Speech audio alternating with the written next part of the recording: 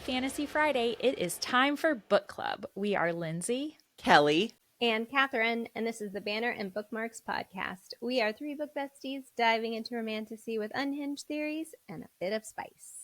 Heads up, there will be spoilers. This is a 6-episode series covering Child of Shivay by JR Cathers. So if you need a spoiler-free introduction or refresher to the characters and their world, go back and listen to episode 1, our world-building episode for this series. But for now, pour yourself a drink, come escape reality with us, and let's talk about books.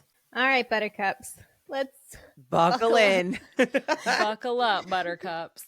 This is going to be another long one. Oh, yeah. And we have for you so many unhinged theories. There are no hinges left. Zero. The hinges have been hinges. fully taken off. In all three of our houses, there are no more hinges. Which is why my dog. All the doors on the floor. Like he just could walk right in. I have an emotional support pet for this episode. Rigatoni.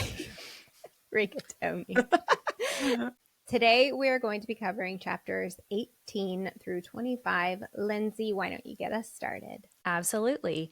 So Kashek's tea has seemingly worked wonders on Shivaria's sleep.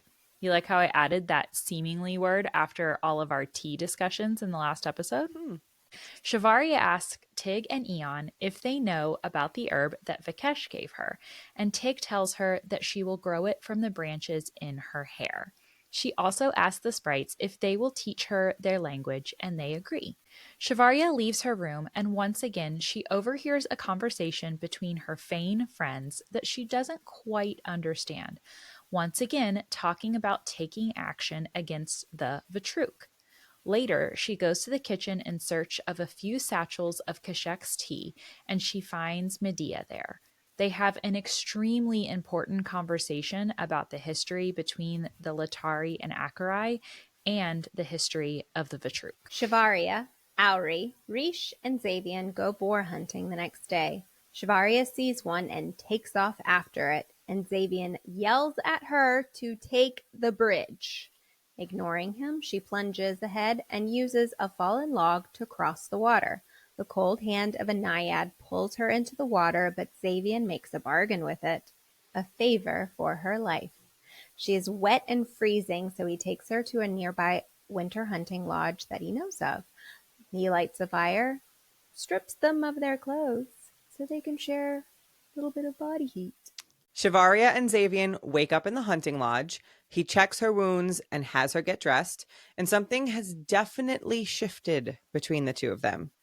Auri and Rish show up with a band of soldiers, and they make their way back to the palace. Xavian brings a healer to Shivaria's room, who tends to her wounds, and after he leaves, Xavian insists on checking his work.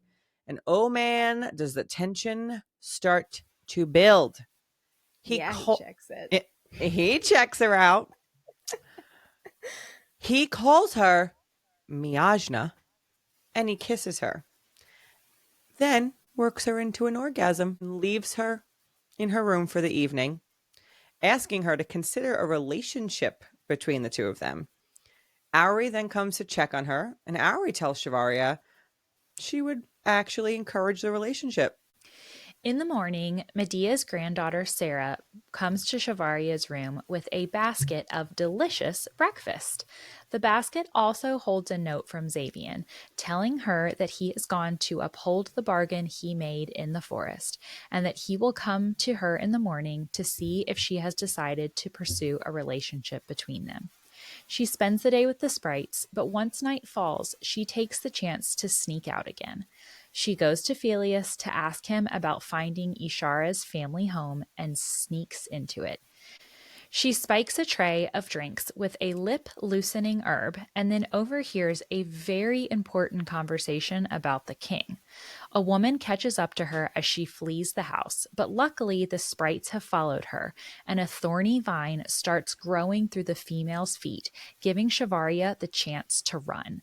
She goes back to the castle, makes a cup of Kashek's tea, and then falls asleep. The next morning, the castle tailor shows up at Shivaria's door, and he has a delivery of pants, 2 new cloaks, and a pair of slippers ordered by Xavier. She decides to go and speak with him about their relationship, but when she gets to his door, a stunning Fane woman emerges from it. She tells Shivaria that she will have the general go get dressed, as he is still in bed, and she has left him quite tired. Shivaria leaves the palace, leaving a note for Auri that she has gone to visit with her uncle Felius. They have lunch together, and Felius confirms that the Vidtruk are a group of ancient Fane that are assisting the Latari.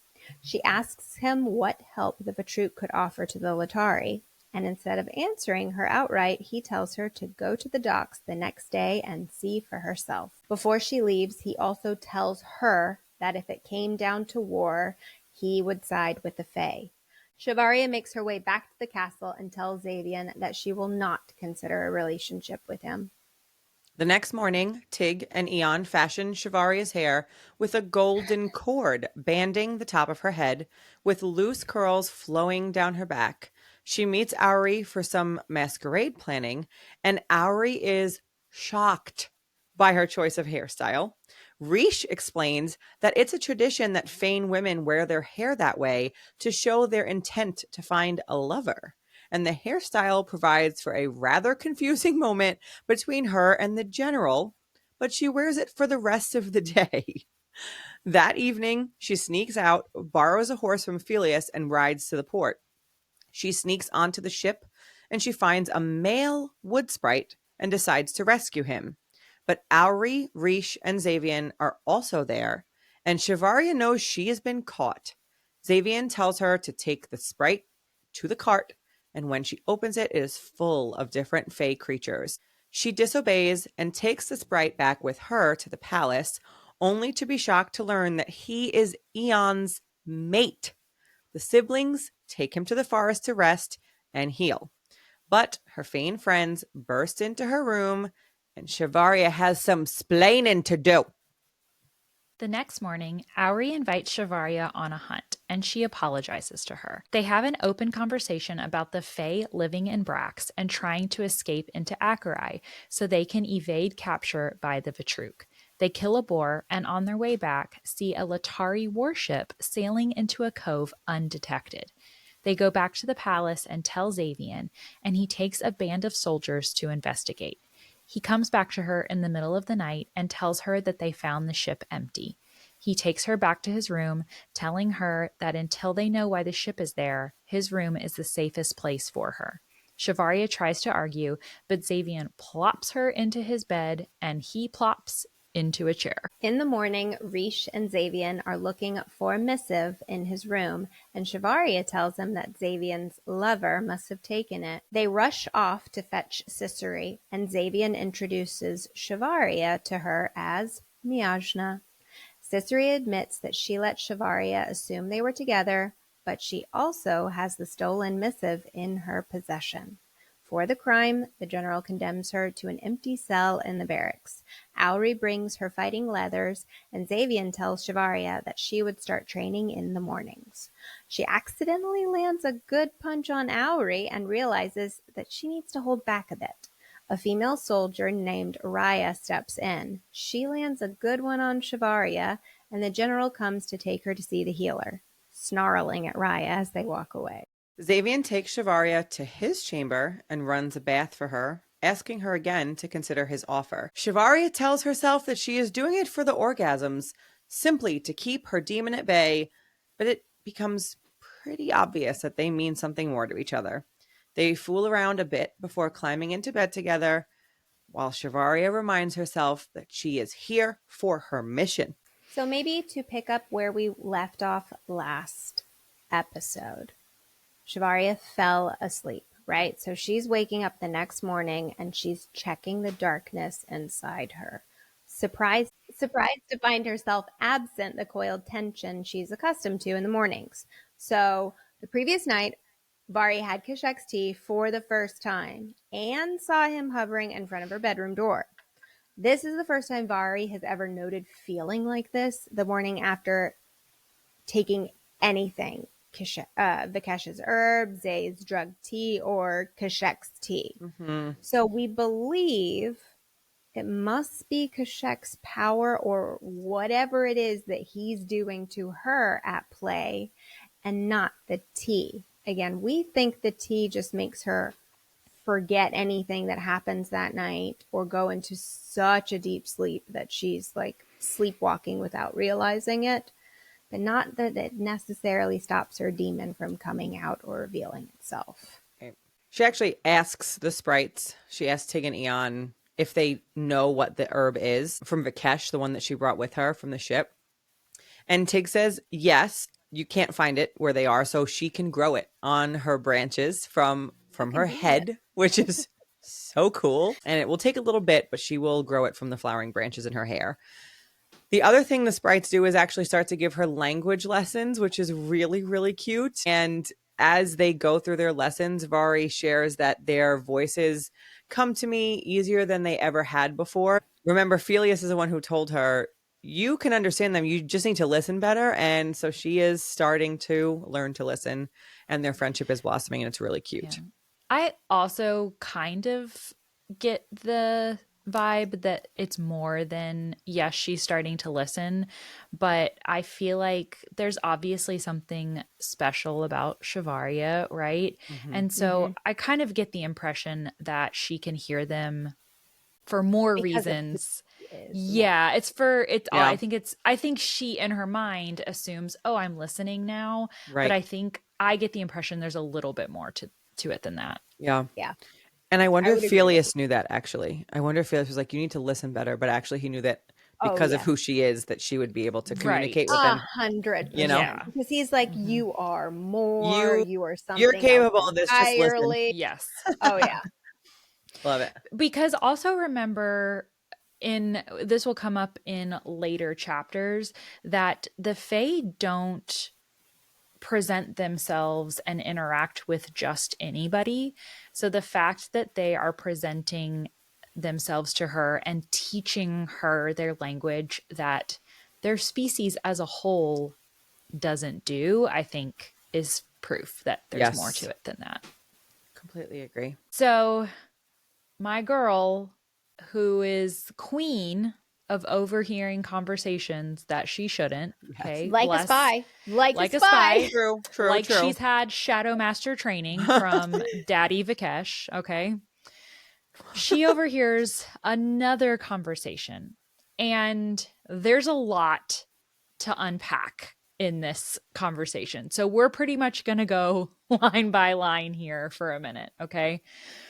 So it starts with Rish saying, it's getting worse along the northern border. I'm not sure how much longer we can remain neutrals, eh? Okay, pretty obvious, right? There's some conflict. Yep. They have presented themselves as neutral, but can't do that anymore. They are going to be forced to pick a side here soon. Yep. Okay. Zay's response, we've never been neutral, not a single day since the sundering. Okay. Interesting. But someone thinks that you're neutral, clearly. That's the impression that you've given. Okay. Let me rephrase that, Rish replies. We can no longer afford to appear neutral to the Latari. Akerai knows where they stand. Presumably other groups around them know where they stand, but they have appeared neutral to Latari, and they're going to have to pick a side. Auri asks, you would do nothing? Response, you know I would give anything to see this war at an end, but we need to be smart. If we anger the Vitruk, neither you nor I will suffer the consequences. It will be the people, just as before. Okay, so who are we against then? Who are we remaining neutral from? The Latari and the Vitruk. The resistance, Rish says. Cut off. Cuts him Cut off. Cuts him off. First time we hear that word. Yes. Big word, right? Resistance. Who are they? Big word. Okay. I will not entertain an alliance with them, the general growls.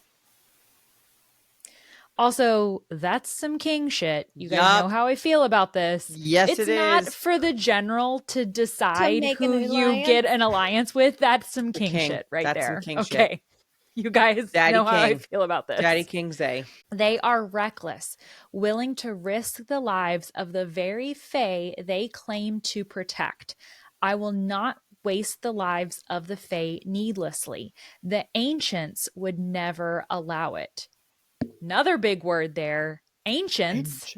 The fuck a day. Ancients have entered the chat. The ancients aren't here, but they left us with a strong leader and the power to take back terror, Auri argues. Valtura, again, cut off. Will you guys stop interrupting each other so that my Seriously. girl Shavaria can learn Can take what some is going on notes? between the lines here? Right. I'm missing Let the each note other here. finish their sentences. Come on. For my sake. Yes. That power is in the southern kingdom beyond our reach. Okay. Right. Clearly, they believe the Valtura is in Brax, Yep. but it's not. It's Vari, and she's It's in the hall. Akarai. It's literally listening to your shit right now. Yep. So I think we can safely say at this juncture, they still do not know Vari is the Valtura. They know something is going on, but really all we can kind of do is speculate as to what they think is going on, because it's clearly not that she is the Valtura. Otherwise, I do not think they would be having this type of conversation while the Valtura listens in on in the hallway. Yeah. For sure. Do you ever get the impression that they are having these conversations like a Greek choir? Yeah. Well, no, like knowing that she might overhear them. Yes, especially their later ones when at one point Rish comes out and Auri does too, and they see her standing there listening in, and they both smile at her like, yes. Well, finally. especially Rish, like Rish can sense power and often senses Shavaria's power. So it kind of makes me wonder if some of these conversations and some of this information is staged, because they've said before, ask us questions. Like, we want you to know things, but they also present her with information that they feel like she can digest at the time.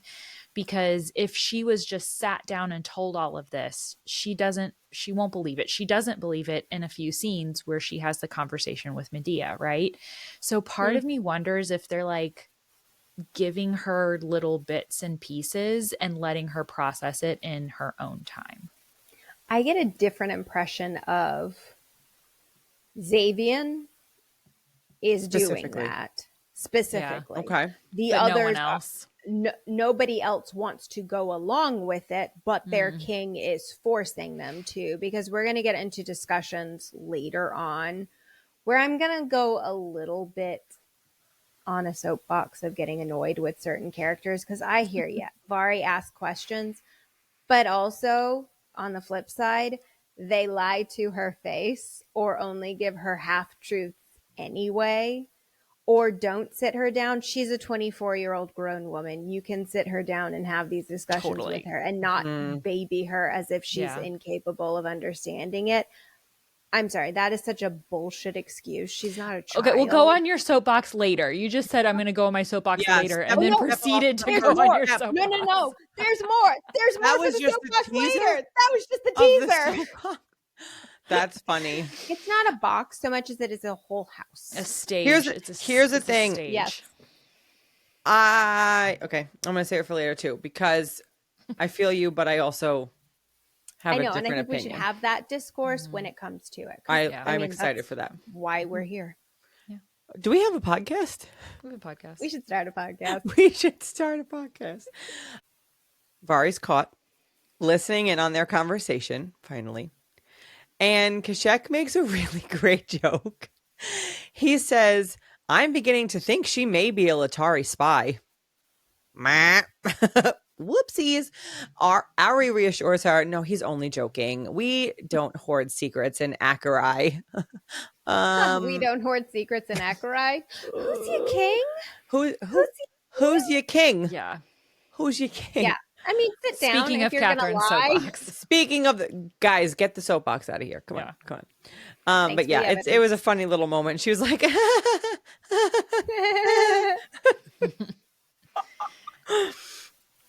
And then Catherine say tea because tea's your favorite topic. I don't know why I got on the tea, though. I don't know. There is another mention of Keshek looking like he hasn't slept in a week. I think we could piece together Keshek looking tired because of the events of the previous chapter, which we ended in our last episode. You know, the first time giving Vari her tea and staying up all night hovering outside her bedroom like a Yeah. freaking creep. But like, boyfriend should drink his own tea. Or let I know, go to Xavier drug bed. you. Let Xavier Right. drug you once. Yes. right. But clearly, But what are and you I doing feel that's like- so important? right. Yes. And I feel like clearly, because remember the quote from a couple episodes ago where he says that's part of my power, helping people in ways I can't help myself. Yes. So I think that that's part of it, is that he can't drug himself. He can't take tea because whatever he's doing is that important. 1000%. Speaking of pants, Pants? Xavier notes that Vari isn't wearing her pants. He says, "Your legs are bare. I'll have another word with the palace tailor." And I love this next little thing he does because he takes note of all of the guards stationed at the entry and the exit of the room.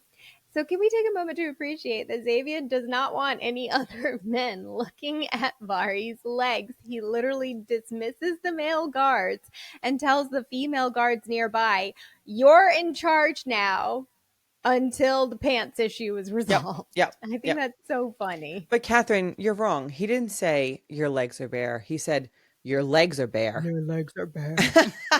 And Like she a was like, grumpy bear. he thinks I'm ugly. I was like, Shivaya, shut the fuck up. Yeah. Yes. Shut the fuck up. No, he doesn't. For being a Fadian, she really doesn't have a lot of faith in her looks. Like, Because girl. certain people demoralized her all of her life for No, her I know. ugly thing. No, I get look. why, but I'm just saying, like, But I think that adds to your point from last episode of they did not do a good job of training her True. for this type Yeah. of stuff as part of the mission. Yep. yeah. Otherwise, She would should be more realize prepared. this. Right. Like, hey, I Mhm. got good gams. Like, they're going to be looking at me pantsless. And then there is some more party planning. Xavier tells us what the king / his His. favorite flavor of cake is. He says, make it chocolate. It's his favorite. And then I feel like Auri kind of gives him a little like look after. Okay, he I says guess that. it's chocolate. Also, guess we it's need chocolate. to. Sorry, I forgot what I was going to say. Go ahead. Okay. Vari goes into the kitchen for a few bundles of tea, and Medea is there. Again, lots of information. So let's go through this conversation piece by piece. So, in regards to Auri and Rish, quote, they'd hardly begun to walk when their mother disappeared beyond the southern border of Latari, so Brax, right? Their father left them in the hands of the king and relinquished his title as general to go in search of her. He never did find her. The male left to find his mate. The female he's lived alongside for centuries and returned instead with a ship full of frail humans and missing a piece of his soul. He went back for years, so many times, always in search of her, always returning with a ship full of mortals, desperate to flee the very shores they were born upon. Okay. Lots to unpack there. Mate. Lots. Mate. Yep. Mate So- has entered the chat. That's the first time that we get the English word mate. So we know that's a thing. I also, Lindsey convinced about the king, the father left them in the hands of the king and relinquished his title as general. So Auri and Rish were left in Xavier's care. Which makes old. sense why Yeah. Xavier is always protective of Auri Yes. and stepping in between her and all of the things that Vari picks up. It's like, why is he so protective of her? It's not a love relationship in that way. It's not like they're not siblings. He literally raised them like they're friends, but he is their sworn protector because they're the children of his, if we're going with our theory that he is the king, the children of his former general, a man that Yep. he was likely extremely close with. So, just saying, he's Yeah. the king. This also explains why there are so many humans and like or Yes. mortals living alongside the Yeah. Fane in Acherai Yeah. because their father would return with shipfuls of them to escape from Latari. Right. Interesting. Yeah. I also think it finally makes us start to muse on, well, what happens when your mate goes missing, right? Right. Because their father lost their mother, but still continued to search for them. So, what happens if your mate does die? Like, can you still feel your mating bond? I would Right. assume that it's so close to your soul that you literally feel that broken from you. So, I feel like that's the reason he keeps going back to Brax and searching for their mother, because he still feels their mating bond is whole, I have to assume. But Well, and the also, verbiage missing a piece of his soul, Yeah. Yeah. right? Like, is yes, so that maybe that was to literal? confirm she did die, and that's why he's missing a piece of her soul. So I guess, Yeah. will we ever find out explicitly their fate, their mother and their father's fate? Is he, at least, there's no mention of him dying or Right. anything. So is he still in Brax? Is he still rescuing humans and bringing them? Like, Yeah. what's their relationship with their father? Have they not Yeah. seen him in years at this Yeah. point? It's just I curious. I think we're going to meet one, if not both of them. I don't think they're both dead. And I think we might meet them. So I think we're going to find out more. I don't think this was like a story just in passing. So, Yeah. And then the next line is Medea tells Vari that the Latari hold Fane, break them, and force them to use their gifts to aid them. Now, let's get more specific because the quote here is actually about her. Okay? It's talking about their mom. So Medea says the Latari would hold her, break her, and force her to use their gifts to aid them. What is her gift then? Is this a proverbial her, them situation? If they had her, they might hold her and break her. Or is Yeah. this specific to yeah. her, their mother, because she had a powerful gift? Yeah. I don't know the answer, and I hope we I find don't know. out. I Yeah. don't know the answer either. I have no clue. I'm leaning towards it's her only because of how powerful the siblings seem to be. Sure. And so I have nothing to go off of besides the fact that the kids are, I like them and they're powerful, and it would be cool for me to see, I think their mother have this insane power. But I don't, nothing else to go off of. Yeah. Vari is shocked by everything that Medea is telling her, and she says the Latari never kept Fane prisoners, not even during the war. To which Medea really chides her and is like, "What exactly do you think started the war, child?" It's like, ooh, put her in her place right there, because that is interesting. That's what she says started the Second War. Let's keep reading. Vari tells her that the war started when the Fane invaded and killed every soul in their path, man, woman, child, and that the Fane stripped their land of its resources, fertility, and brought it all back to their own people. And I think it's really important to note that the Latari land is dying. Vari says, and now Latari is little more than a barren wasteland. Crops won't grow. Water is scarce. This is the real reason, the real reason that this is all happening. The land is dying, is going to become hugely important and form the basis for one of our massive theories that we have that we're not going to talk about right now. And you have to wait until the last episode to hear. Because we did. Sorry. Teaser. Guess you got to come back. And then Medea's response is, oh, is that what they teach you nowadays? Mm-hmm. Basically, like in that moment, she came like an old Southern grama to me. Yes. She Oh, so was that's a what they 1000%. teach in y'all Georgia, in yeah, school? like Hands she is on a her hips. Georgia Yes. Southern Belle Yes, child. absolutely. She says, mortal lives are short and our memories are even shorter. It is a great boon to those who wish to enslave our minds and rewrite our histories. What reason would humans have to rewrite their own history? Not humans, the Vitruk. Here comes the Vitruk again. I never expected the Vitruk to fall from the memories of the Latari. It is they that bled our soil of the essence of terror. Okay, so not what Shavaria has been taught, that it has the Fane as a whole, but now it is being blamed on the Vitruk. Mm-hmm. The life force of terror has always been precious to the Fane. Shivay, they call it. Child of Shivay. Hello. Hey, Shivay. Chevet. Important word. Chevet's entered the chat. The world soul, the light of all life. It is the essence they draw upon to access their gifts. Big. Big Shivay things. literally means the light of all life. Literal translation. Literal translation. translation. Because I speak Fane. Yes, Listen, okay. Yes, we do. Can I go on a slight side tangent, but it's related to this for a second? We get Fane words in this book, right?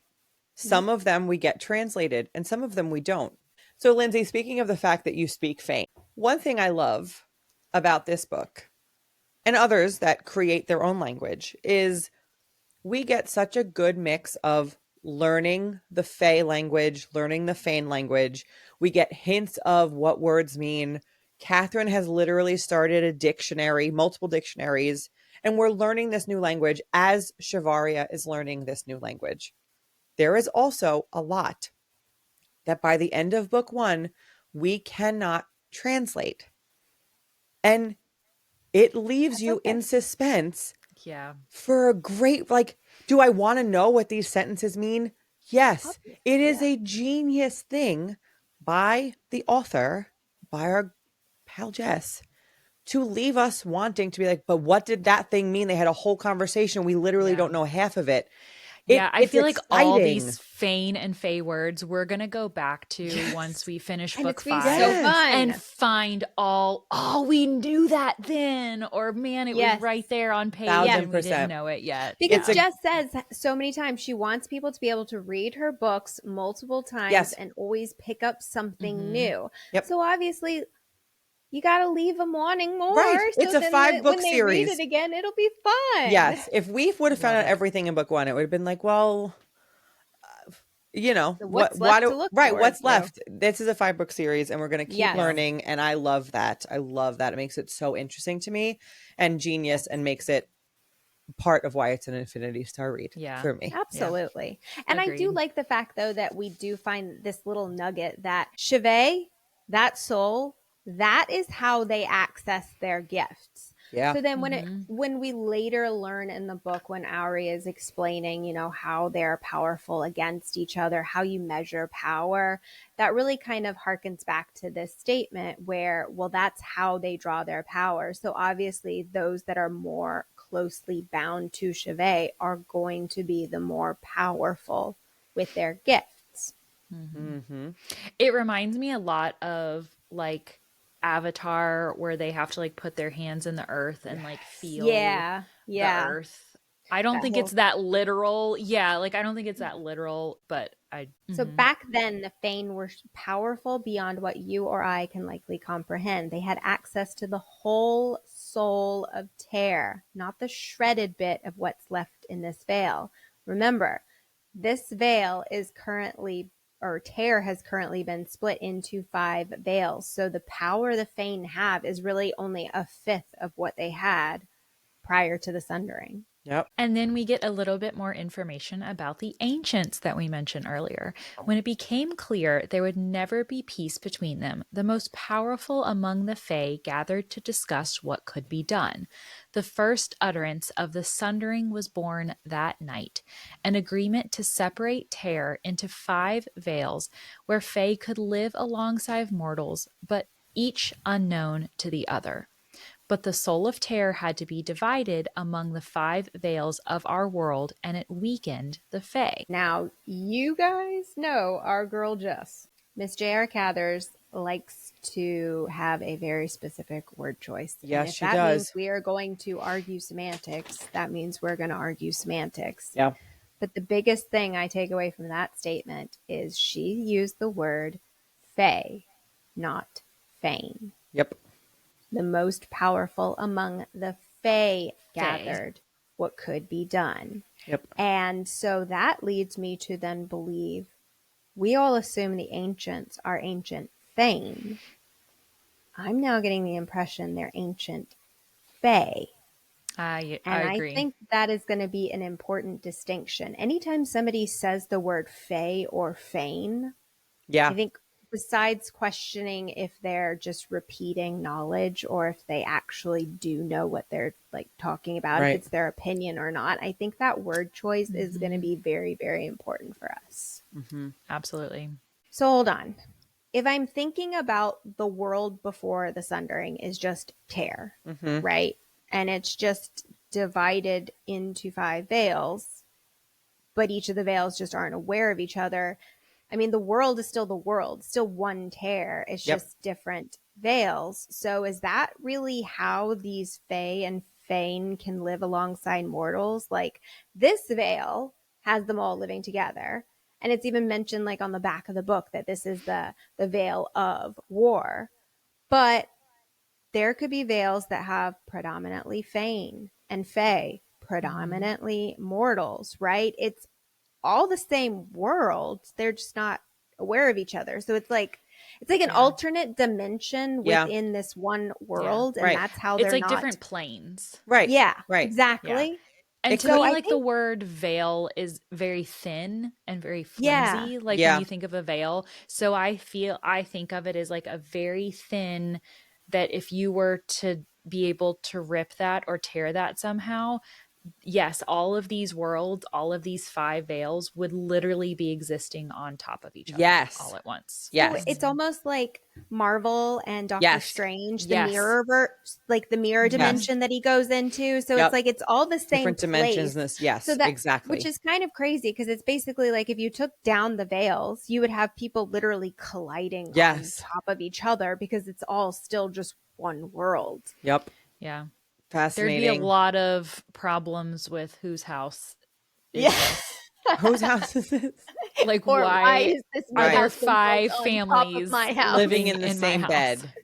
Wild. Because I get the impression that, which I guess it's whatever was there when the veils were Yeah. formed. So during the Sundering. So yeah, if it were to collapse, it wouldn't necessarily be the same house. The house would be there if it was there before the Sundering. If it was open land, then potentially in each veil, a family could build a house there. So yeah, that could get very complicated. Yes. It's Yeah. it's the thing that's so fascinating to me about this is that if we are correct, and I believe that we are, that it We're is like entering this the dimension, planes, and it's not. This is the first romantasy world that I've read, that the different worlds are not just different continents on just a globe that we don't know, right? We have all read books where it's like this continent, and then you go beyond the continent, there's a whole other continent or a different planet or whatever,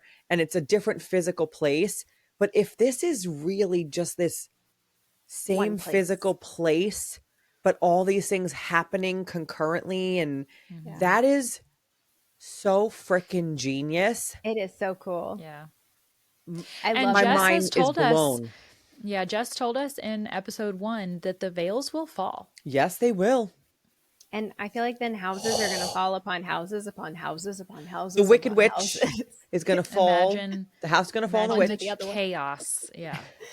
And this is how the story of Wicked begins. All right, so continuing these conversations between Shavaria and Medea, most Fae followed the path to a new world, eager to leave the humans and their wars behind, but some remained, the Vatruk among them. The Vatruk rebelled at the loss of their power and have done all they can to reclaim it ever since. So that means the Vitruk are only in this veil Yep, they because chose to it stay was here. one world and they chose to Mhm. stay here. So the other veils really lucked out that those assholes are not in their veil. Yes. No, they're all here. I wonder if it's But the Veil of War because they're here. yeah, exactly. Like the Veil of War because they're here, because Fane here, Fae are here, mortals are Right. here. They're all here. They're all fighting each other. So it makes sense that this is the Veil of War. But I think I want to, not that I don't trust the wise old Medea, but Mm, this is still just her opinion on everything, right? Her opinion on what the Vitruk are doing and why they're doing it, right? well, it's her history lesson. So Yes, exactly. it's her But potentially could be her interpretation of it. We don't know exactly. how, I don't want to say neutral she is, but how like good of a history teacher she is, or is she Or putting her own perspective onto it? how Good point. much information she could truly have because she's assuming the Vitruk are doing what they're doing simply to regain lost power. And I think it's going to be way more complex than that. Like I think Mhm. we need to ask ourselves, well, why do they need to reclaim their power and what are they going to use it for? Because I don't think it's going to ever be as black and white as just wanting power for the sake of I power. agree. And I think I feel more about that once we finally get to chapter 30 and we see the sundering and what happened to specifically the Vitruk and the people in their lives. Mhm. And so I don't think it's as black and white as Medea would like you to believe. Like they just want power, they'll do everything to get it back. I would be asking why they need that Yeah, power. I don't think there's any lies in what she says, but I No, think that absolutely there's not. not full truth. Yeah. She Like, I could don't think not know she's them personally and Right. what they're She's yeah. not trying to doing trick her. personally. I Yeah. think she's Well, Yeah. just saying what she knows to be true in her own mind. and not only that, but I don't think, like, obviously this character is written into this book to teach the audience Yeah. what Shavaria doesn't know. So I Yes. don't think that any lies are told in here. Like, I don't think that, the Greek chorus character is there to fool us or fool Shavaria. But like you said, I think Yeah. that there's probably more to the Vitruk's intentions that Right. Medea isn't aware of Yeah. Like gaps in naturally. her own knowledge. Yes, and Yes. she's good to portray maybe what the common perception is Yes. of the Vitruk, Mm-hmm. Yes. so that you Yes. know the sentiment of the people. Again, sentiment is not always correct, but I think it's a good Yes. point. Yeah. Vari asks, the Vitruk are Fae? Medea says they are a small group of Fane, powerful long ago. But it was the Fane that stripped them of their power in the Sundering, and it is humans who now help them hunt the Fae in their pursuit of recovering that power. Hmm. Again, what do they need this power for? That is going Yeah. to And be a question that we're going to come hunting back the to a lot.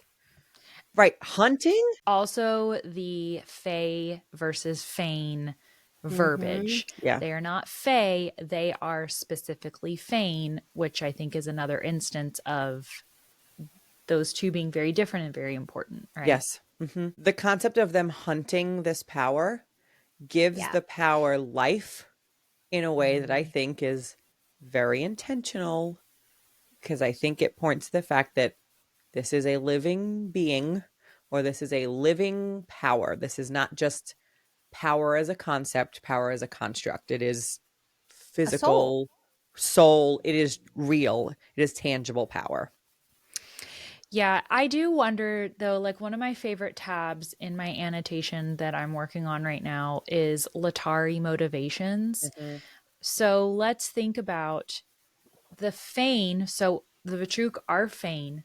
Other Fane strip them of their power in the Sundering. So not humans. This is other Fane Right. made that decision and stripped them of their power, but it is now humans who help them. So what are the Latari motivations here? Why are the Latari helping out the Vitruk? And I ask that as an open-ended question. I don't think that we have Yeah. enough information, but it is something that I'm very closely annotating in my I think book. I think my gut reaction is what Medea said of human lives and memories being so short that they kind of forget all of Mm, what has come before them, because all they can see in front of them is their land is dying. And right. there are these powerful beings, Fane and Mm, Fae alike, that have power that they could maybe use to do whatever it is to survive, basically. And I could see the Vitruk taking advantage of that mm-hmm. neediness, and why the Latari work with the Vitruk for that. Because it's basically like, my land is dying anyway. I can do horrible things, take power from beings and use it so I don't die Which, or wait a die. second, that really opens up about the Latari king then, because Mm, you can make the argument that the Latari king is a good guy who's trying to help his people and doesn't realize what the Vitruk are doing. He might not realize that they're hunting the Fae. So we Yeah. have cast the Latari king as a bad guy here, but when you said that, it kind of put up my ears of like, maybe he's not so bad. Maybe he's just trying to save his people. right. Maybe Or he is also in he's the dark. or Mm-hmm. he's a morally gray character, like probably a lot of them will, of Hmm. he does realize that he is Mm-hmm. killing these beings, taking their power, using it for Latari, but he's probably an ends justifies the means because it Yeah, keeps my people alive. Like, I think that Right. it's going to be a situation where I don't think people's motivations are going to be black and white. I think sure. it's going to be, they have a motivation for doing something, they have a reason for believing what they are doing is right.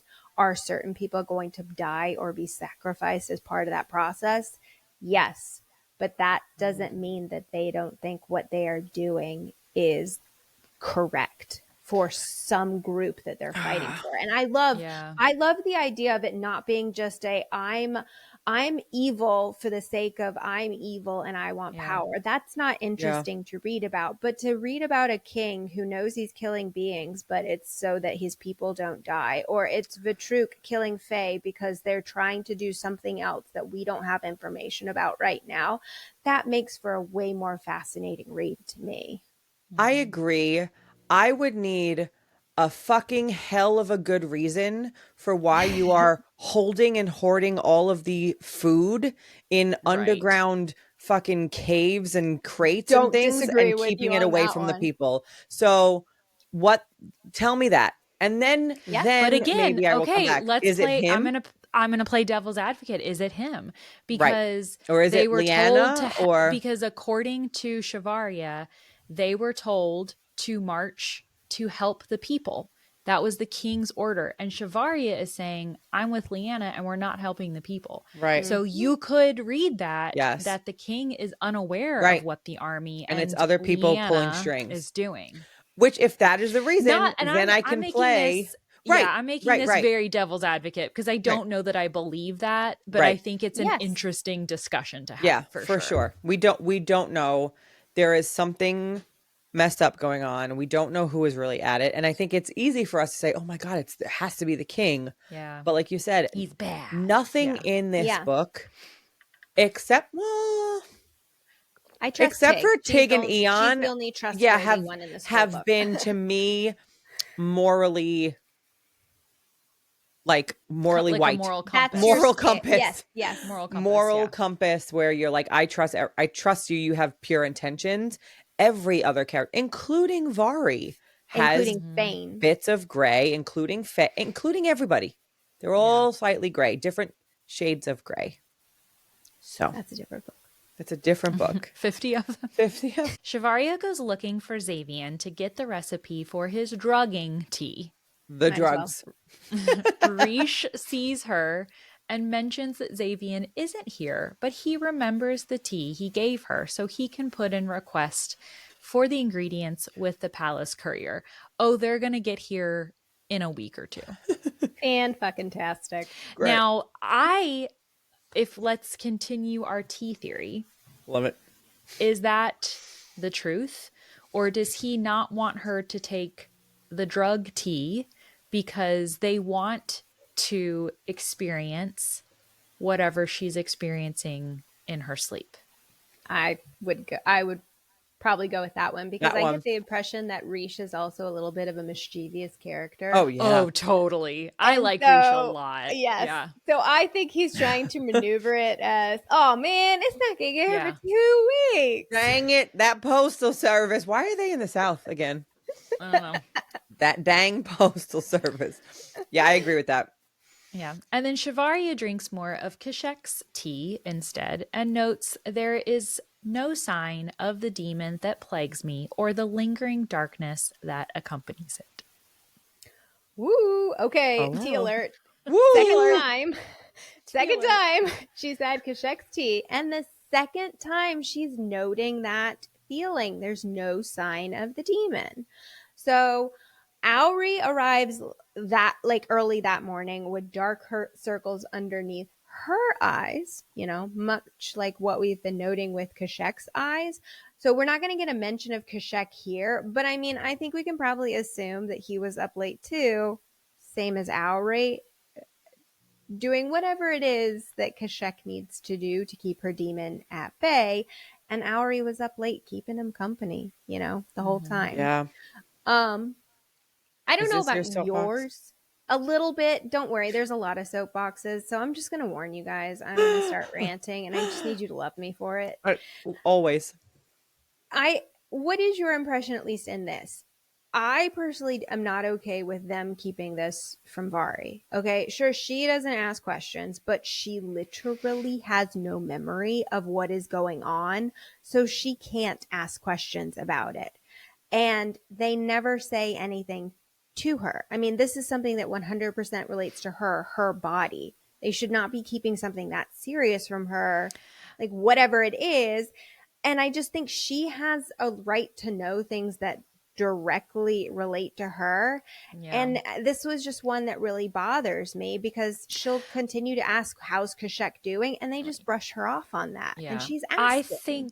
I think though in this instance and up to this point, you have to remember that they don't know that she's Valtura. So I'm not I saying think that. no, But I know. she could be anything, right? But I am not convinced because they don't know that she's the Valtura yet. I'm not convinced they know 100% that it's coming from her. I think that it goes back to they know that there is power that has entered. I think that they probably suspect, oh, there's a new person in our life, but they haven't put together enough information, in my opinion, yet to clue her in because I just don't think that they've parsed it out enough themselves. Yeah. But they up have to this point. They have enough information to have discussions behind her back about Yes, it. Enough information for Keshek to be doing whatever it is he's doing. Enough information they're letting her drink these teas. I don't care if you don't have conclusions. You suspect something about her that is serious. I don't think they trust her. Not when you're, I don't. They don't know think they her trust enough. her. She's Latari. She's Latari. They don't know and who the fuck she is. King. Yeah, this is their king. They are royals I protecting love you their guys king. arguing this because you're just falling into my trap of another argument. But I think that at this point they just don't know. Later, I am absolutely annoyed that she doesn't ask more questions and they don't give her enough information. But up until this point, I'm not mad about it yet because they have no clue. Not yet. Right. Absolutely. And here's the thing. I think they don't have a clue yet. But I also think that it's on purpose because I think they are not just like, oh, we don't really know if we can trust her. I think they are actively trying to figure out if they can trust her. So I kind of feel they're like, she's Latari. We don't know who she is. We're feeling these weird powers from her. What the hell is going on? We're not going to tell her about this because we don't actually know what her true intentions are. They know that Drakai exist. Right. And they know that, they know the Fadian exists. They know that all these things are like, he made a joke. Oh, it's like you're a Latari spy. Was it a joke though? Yeah. Was it? Exactly. So that's why I feel like they're not going to share it with her because they don't trust her. But Last episode, Kashek tells her, Auri's a good listener if you want to tell her anything about demons. Well, you know what? Maybe Vari is also a good listener if you want to tell her some stuff as well. Yeah, but they want her to divulge information because they're She trying to doesn't learn more about her. remember. She But doesn't remember any of her dreams happening. So in that regard, I'm like, she she remembers can't ones talk in the about her past. dreams. She's been having these dreams since she was 16 or 18 or whatever she was.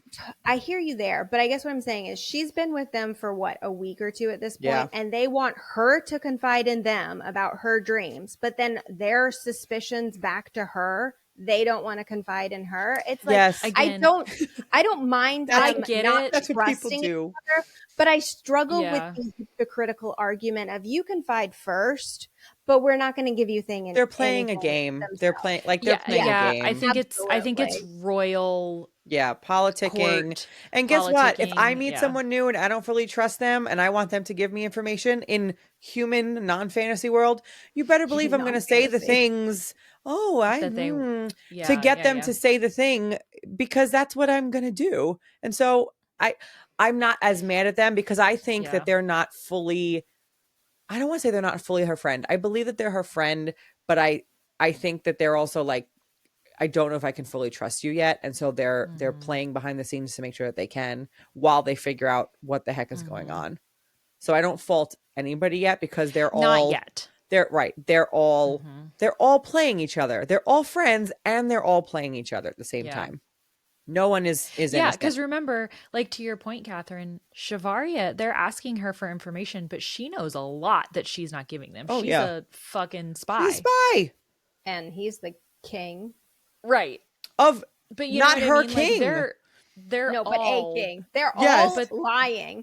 I Right, don't mind yeah. the lying. I mind the lectures. I think that's where I think my hackles started to rise. Like rereading it for the third time is that I don't mind the fact that they're keeping things from each other because I think it's totally valid that you don't trust somebody with all of your life secrets after 2 weeks. Mhm. It was the needling and the blaming and the lecturing that and I will agree, it hasn't really happened just yet. But then when you it have does, the conversation with gets- Auri in your mind. Yeah. it does. And that's what so you're thinking much, about, yeah. and it's So remember clouding everything. Yeah. So Yeah. I think just remember at this point, they don't know who she is. They don't know for sure that it's coming from her. They have their suspicions.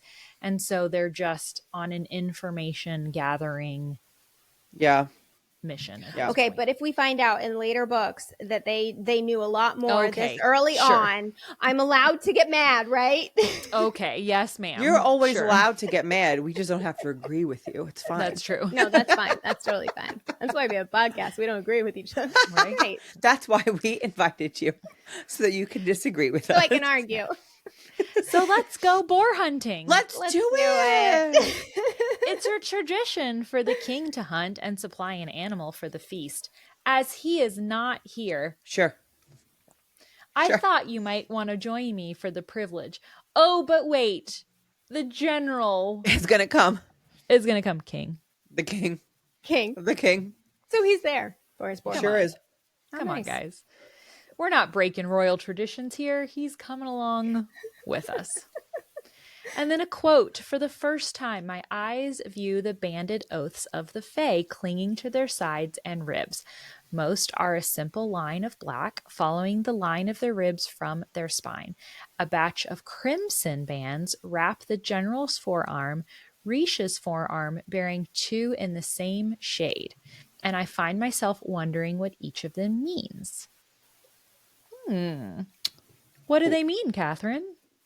Well, I will start defending them, actually. I just argued about them, so now I'm going to reverse myself and start defending them about one thing in particular. So it's obviously nagged us the fact that, I mean, Xavier's the king. He's the king. We all know he's the king, right? Nobody talks Theory. about it. But yeah. No. Yeah, theory, but no, he's the king. And they mention these matching, right, bands around both his and Risha's arms. I wonder if they simply cannot say anything because they are oath bound to him to be silent. So Yep. anybody who, like the secret keeper, and only the Yep. secret keeper, Xavier, can say anything. Harry Potter reference.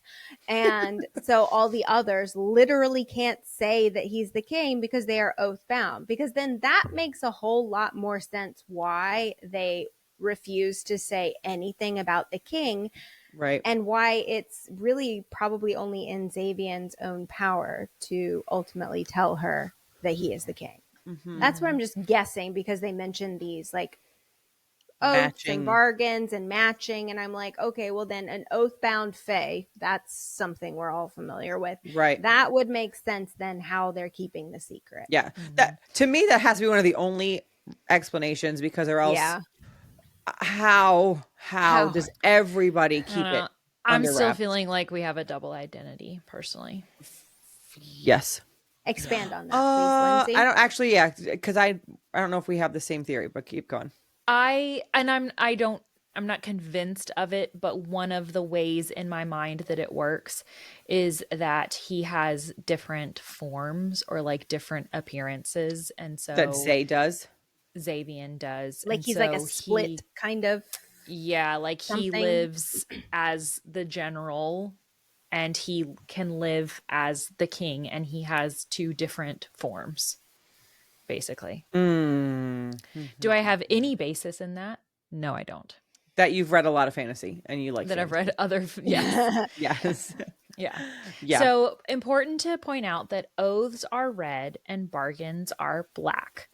And I did notice that the 5 Fane males that Shavaria and Vikesh ran into in the forest earlier in the book also had the red crimson marks on their things.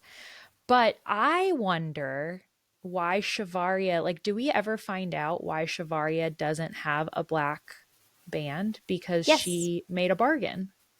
And it was fulfilled. They go away once they're fulfilled, because like Narai, right, mentioned she has her bargain still etched on her skin because the bog sprite never came to request her favor. Shavaria would if she hadn't fulfilled her bargain, but she's fulfilled them so that she doesn't have it on her She's skin. given the piece of the lie. Yep. Oh, so okay, so interesting. Xavier, Rish, and the others have unfulfilled. But these are crimson. Oh, those are oaths, These right? are Oaths crimson. and bargains. These are oaths that she's right. At least right here, she's talking about oaths. We do see later the bargain on, is like it's an black IOU. on him. Yes, later on, but those are bargains. But here, these are oaths. Yeah. Okay, so it's the IOU marking you as like you still owe me, and you're gonna have this marking you until you give me the thing. Okay. Yeah. And it's not necessarily to Bhagya. It could be a bargain to anybody. Any Fane makes with a bargain. Anyone. Any Fae makes a bargain with anybody. Absolutely. Okay. So Shavaria sees a boar and she takes off after it. Go, baby, while go. Xavier screams, "Take the bridge!" And she turns around and goes, ignores him. What? Fuck you. I can do my own thing. Yeah, I'm just going to cross this fallen log. Whatever. He calls out my name again, the rest of his words lost to the rumbling peal of thunder as it cracks just overhead. I feel it then, the icy tendril that licks up the length of your spine when hidden eyes land upon you. My heart stutters to a stop, and again, thunder rolls in the clouds. That's a really cool scene. We know that when you feel cold on your spine, or when Bari does, somebody's watching you. Yep. So, either the naiad that's about to grab her used her gift on Vari, and that's why she felt it. Xavier himself is standing right there. Whatever his gift he used on her, or somebody else is watching. Is it Kesh? Because she also, when she walks away from Kesh, she feels a similar feeling, and she knows that it's his eyes on her on the ship. Yeah. I got the impression it was Xavier here only because the next line is, "I turn and Xavier is He's looking there. at me. Yes. So it makes So me believe that because Yeah. my first read, I thought it was the Naiad's power, but Mm. then I read, like, upon other reads, Yeah. I got the impression that it was Xavier, which again could be a potential hint as to what Xavier's gift is if he's using it on her in this moment. Yeah. Maybe. Or It gave it's me a their different mating bond. Yes, that's what I feel like it gave me when yeah, for sure. It's I like think the it's first something inkling maybe- of Like their Yes. powers kind of Combined? rubbing up against each other. combined. Their powers combined. A naiad attacks her Bam! out of the water. Naiad Bam! attack. Naiad. Does that remind you of Bam! Feeder attack. Quicksilver? Yeah. Bam! Feeder attack. Yeah.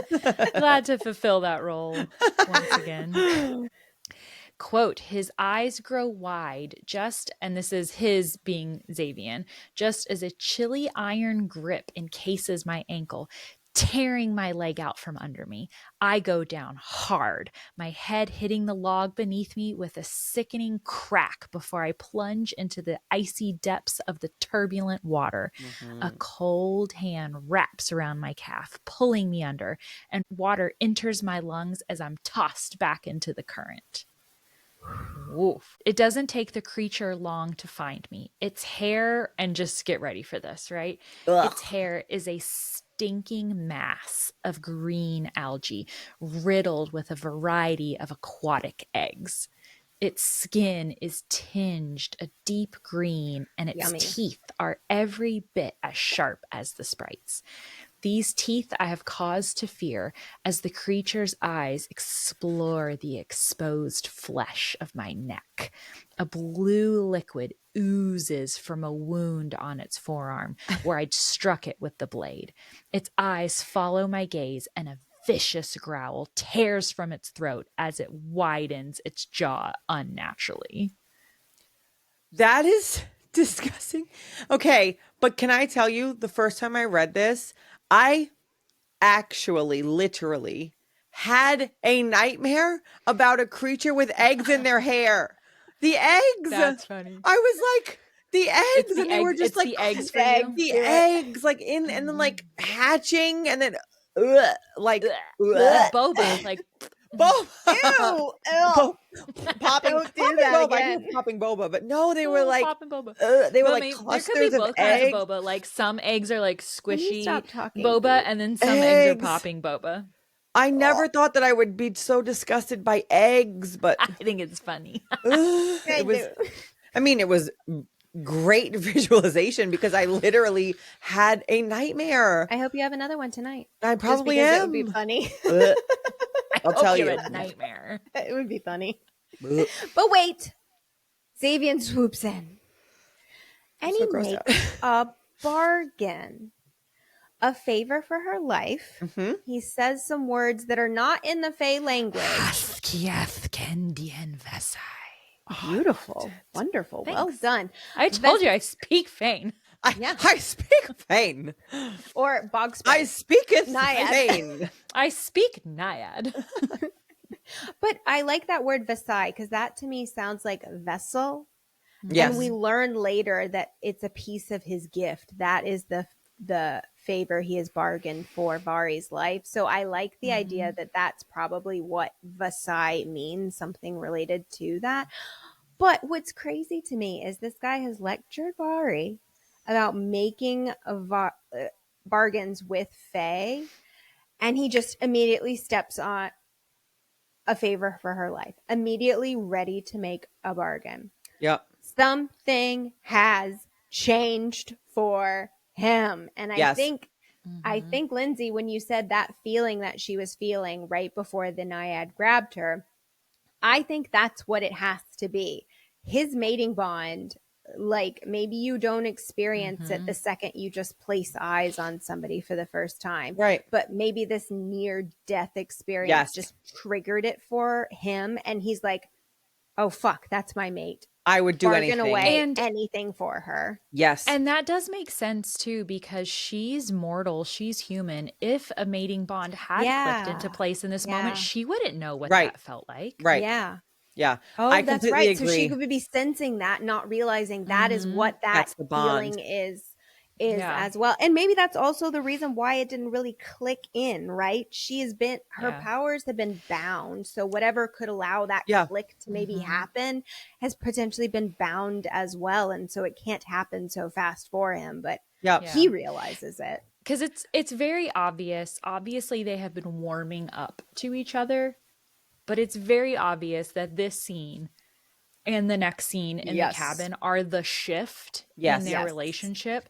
So it makes sense that this experience would be what triggered that mating bond to take place. Yes. Absolutely. You know? Yes. And it's funny because I had always thought about it from Xavier's perspective, but it wasn't until just now that I thought about it from Vari's perspective, Yes. in the sense that, like I Yeah. said, she wouldn't know what that felt like. Yeah. So I feel like all this language of I feeling his power, that icy tendril, I kind of feel like that's pretty darn close. I agree. Yeah, it is. To me, also the thunder clapping all of a sudden, because like they went boar hunting.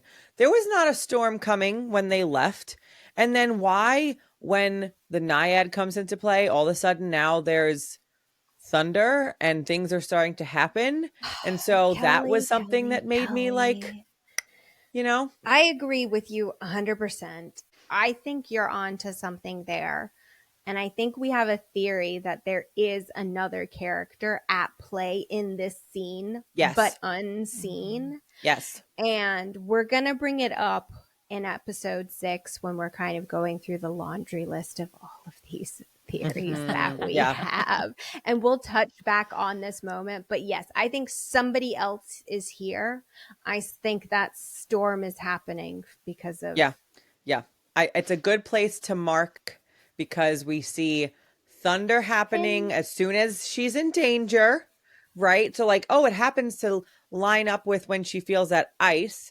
Is it because of what we're saying is that mating bond feeling? Is it something else? And then also later on, this thunder and the storminess continues. And so good bookmark to put in and come back to banter about. Get it? Good one. Good one. Should start a podcast and call it that. So he strips her for body heat. Obviously. You gotta. You got to. You gotta. Take off those wet clothes. I'm not looking. Wet leathers. But he does check her for wounds. It sounds like he is worried about a concussion. So he is, although he's Concerned. I'm not looking as you take your clothes off, he does have genuine concern for her. I mean, at least he takes his clothes off too. So, you know. Right. Come on. Equality and all. I see yours. You see mine. I'm going to show you mine. And Equality.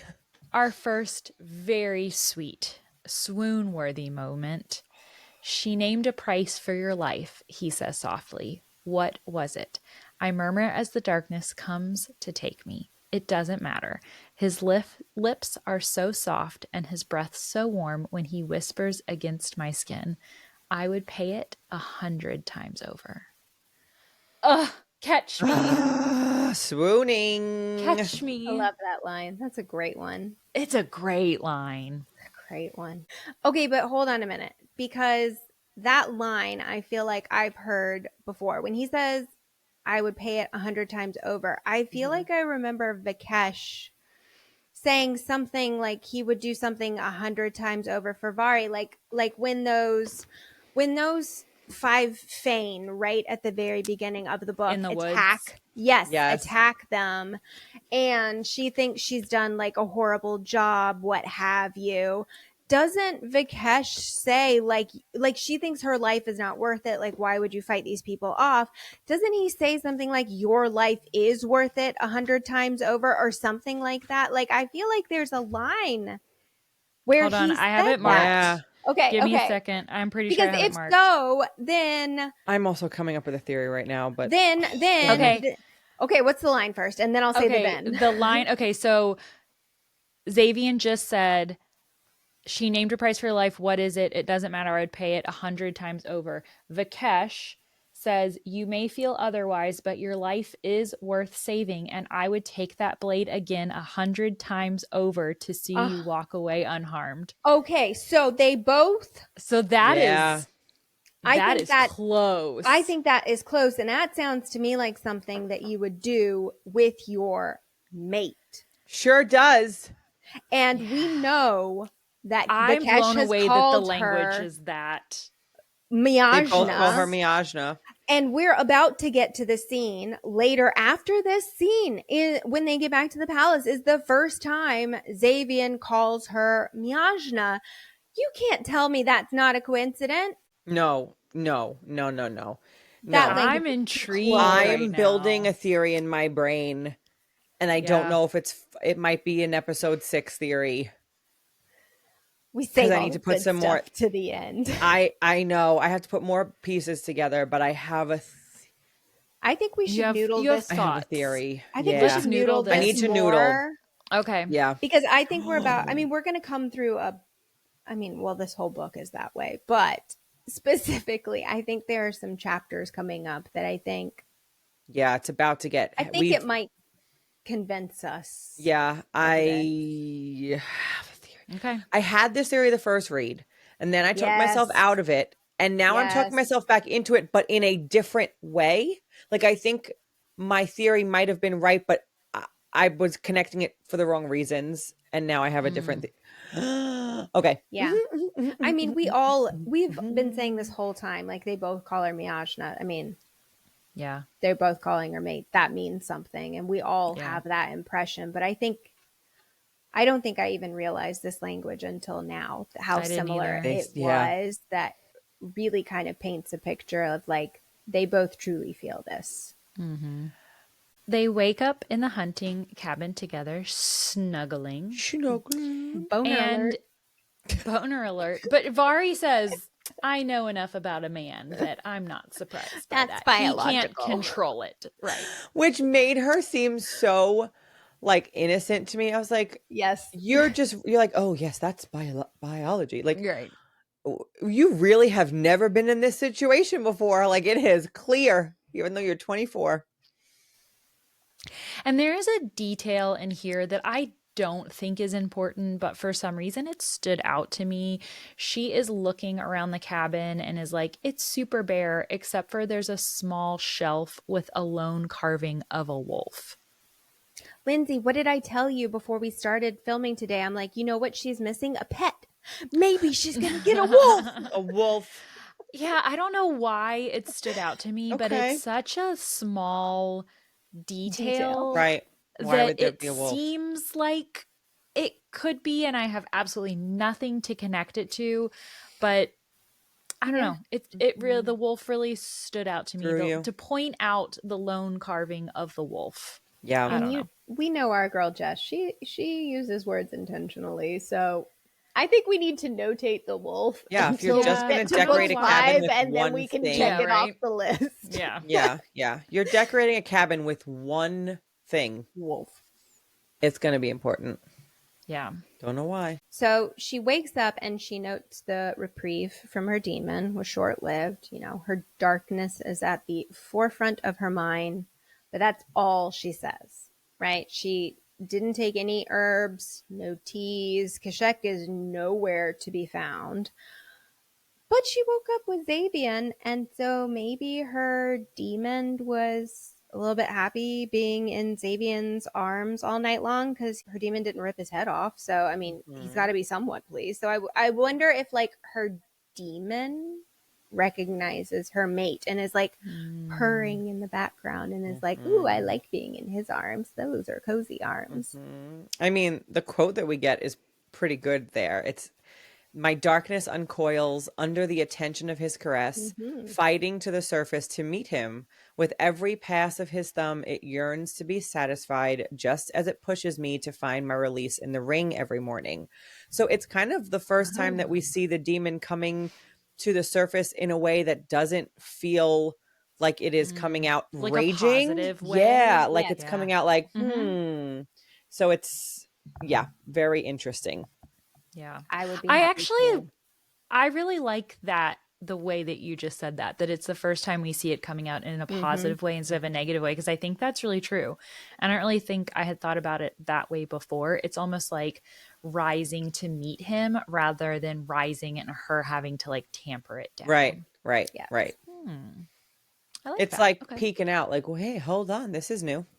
Yeah. Mm-hmm.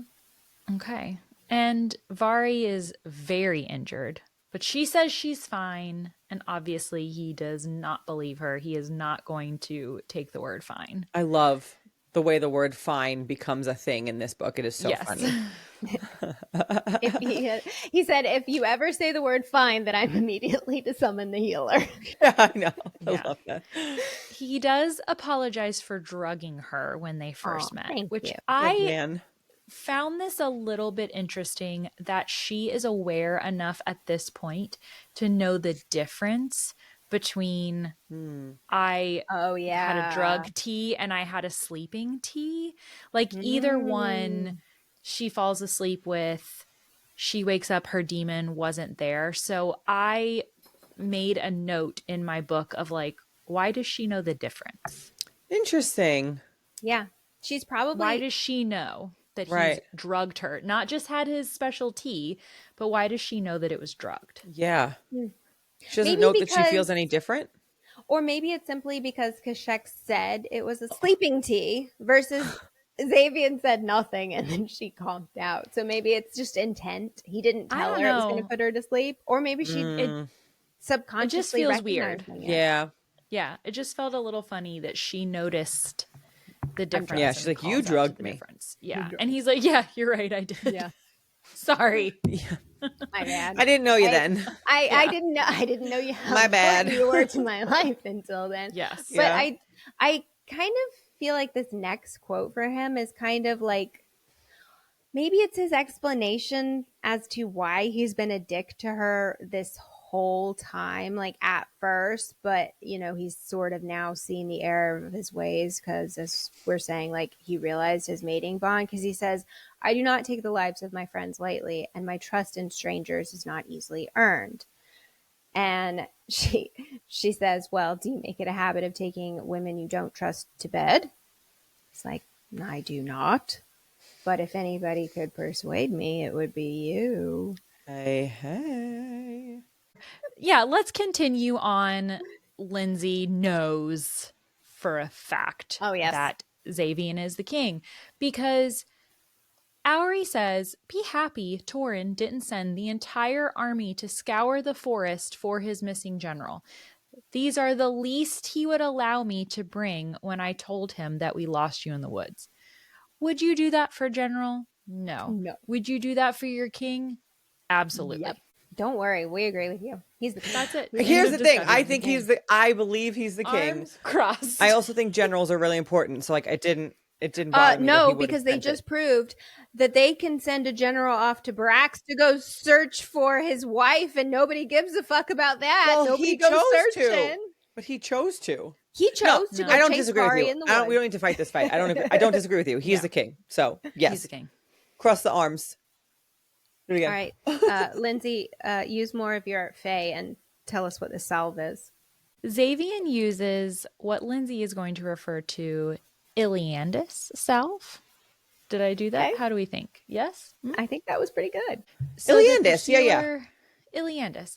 The healer can't fix her injuries until the salve has worn off. And she makes a note, that's pretty interesting. That is a really good way to get people to fight to the death by making them not be able to feel pain, but they can't be healed until its effects wear off. That works. Xavier says, ride with me. It might wear off before we get to the castle, and it does. But of course, our girl, ever the fighter, doesn't say anything about it. She says, I'm fine. I mean, of course, Lindsey, you are totally right. That girl, I'm fine. She's just going to be strong all the time. That's the way she rolls. So they get back, and Xavier tells the group that she had a run-in with Naya, which is the name of the Naiad. And, quote, Naya is the guardian of a spring that flows into the river by the crossing. It is her territory, and she allows us safe passage across it So long as we use the bridge. They banter back and forth about trust. It is flirty, but it is also they're mad at each other, and it's a really good moment of you need to trust me. Like we need to stop with the BS basically. And he says or she says, yeah. He says, I'm beginning to think that perhaps your trust is as hard won as my own. They are peas in a pod. They are pot kettle. They're bumping heads because they are so similar. And I kind of like this because it just shows that the rest of the book, it's an uphill battle for both of them to fully trust each other. And we will see clearly at the end, even at the end, there are things that they don't tell each other. I mean, she's Major a freaking things. spy. She's a freaking spy there to kill his king / him, if our theory holds. It's a good little scene of them starting to be like, okay, we need to stop with the BS if we're going to get anywhere. See, it's funny. I feel like this is not bantery at Really? all. Yeah. This is cut the shit. Mm, Like, you need to trust me. No, you need to trust me. Like, I get the we need to trust each other. We're having this moment back and forth, yeah. but it's not cute to me. It Really? is, Okay, I got yeah. I banter. mean, because this is life and death. Like, you could have died. You need to listen to me. You Yeah. need to trust me. It wasn't, yeah, it was a lot more serious moment to Mhm. me than like, you should trust me. No, you should, yeah, you know what I mean? Yeah, Like, yeah. I got it. I read it as a little bit more emergency, a little bit Mhm. more assertive Yeah. in their feelings for Okay. each other Okay. somehow. Yeah. Yeah, yeah. Yeah, I can see that. Not that that matters or makes a Yeah. big difference in the read, Yeah. but Yeah, no, I it get was it. a serious Yeah. moment. Yeah, yeah. Yeah. I didn't think it was like cutesy banter, but I got like a level of there's a flirt happening here too, but Mhm. it's yeah, it could have been no, cut the bullshit, Yeah, you cut the know. bullshit. This was life and I'm the death. king. You should have trusted me and you didn't, and it Right. put you Right. in a And look bad what happened situation. now. You need to Mhm. stop. Yeah, yeah. Yeah. Mhm. Xavian is mad that Vari's hurt, but he's also mad that she didn't tell him when the salve wore off so that Caden could immediately heal her. So she still has not been healed. I this is still I think this part is funny. Caden is terrified of Xavian. He is like barking, heal her now. And he's like, okay, I'm gonna heal her. And we learned that the healing gift actually does hurt when the person is getting healed. Unless you are related to that healer, their gift Mhm. in and of itself is going to hurt you while you are being healed. I kind of got a little bit of he's mad at her in this instance because he's like, what has happened to you? What has made you so hard? Why couldn't you have just simply told me the salve wore off? Right. Caden can heal you and let's move on. Like, what is wrong? What has happened to you? But I also think that's kind of maybe an eyes widening moment for him to realize, okay, but she is this way for a reason. And if you ever want to gain her trust, you're going to have to figure that reason, because she's Mhm. not likely going to tell you about it Right. anyway. But there is something in her past that has made her this way. Yeah. But also, he's barking around like a "who hurt you" trope, Yeah.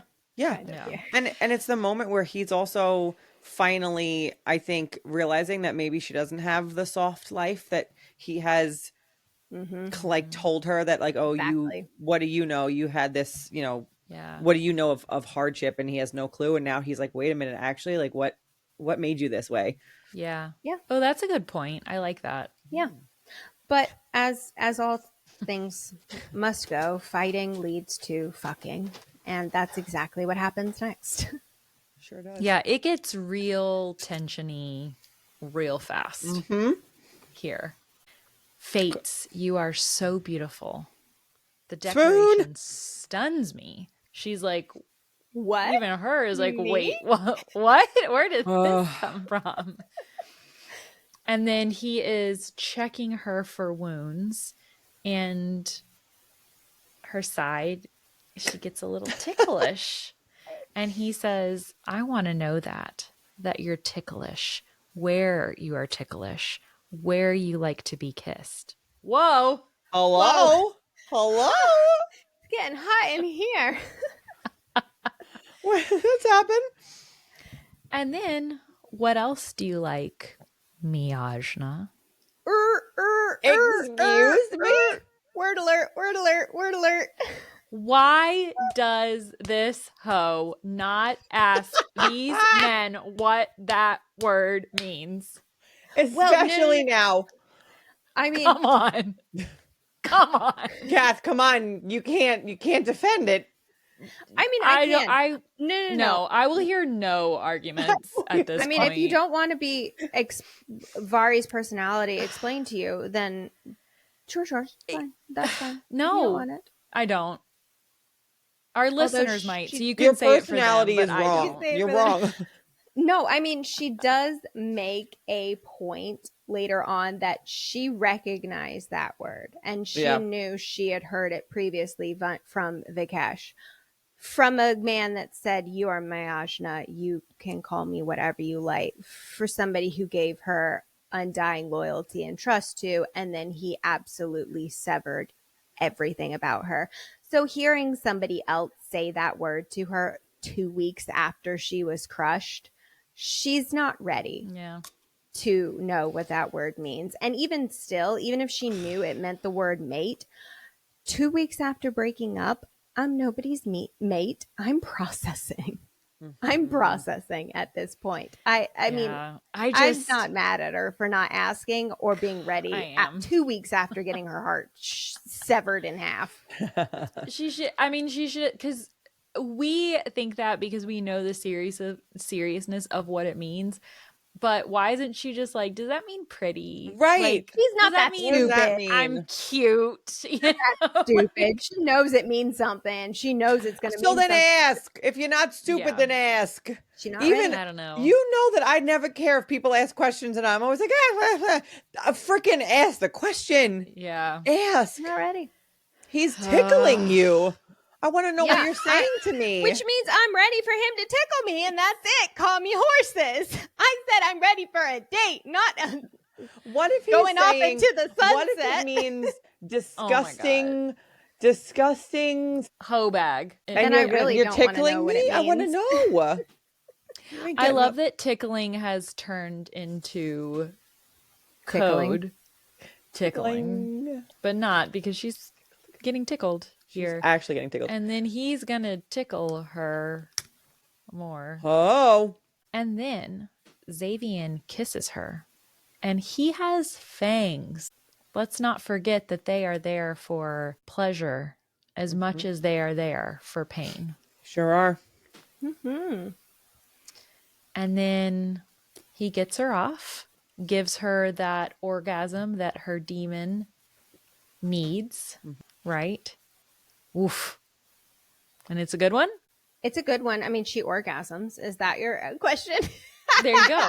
Perfect.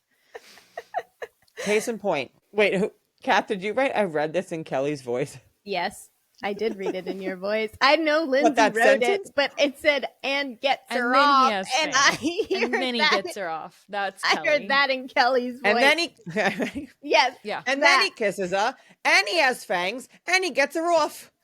See, there it Kelly's is. voice. Totally. There it is.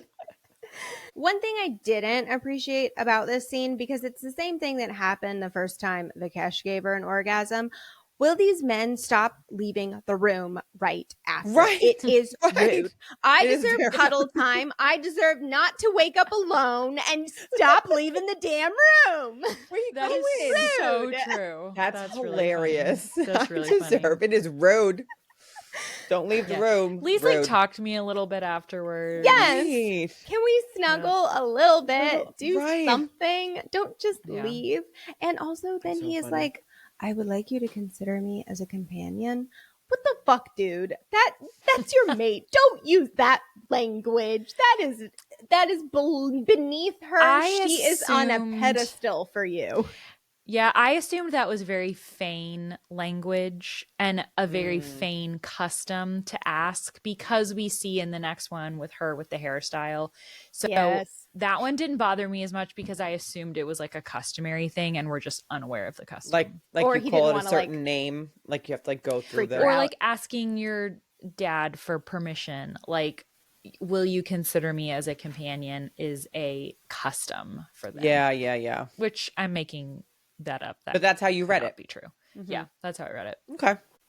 Shivaria does realize that she is definitely starting to put herself in between a rock and a hard place, though she says the king's general is likely a foolish choice for a companion considering my mission. On the other hand, his favor will no doubt place me in front of the king the moment he returns.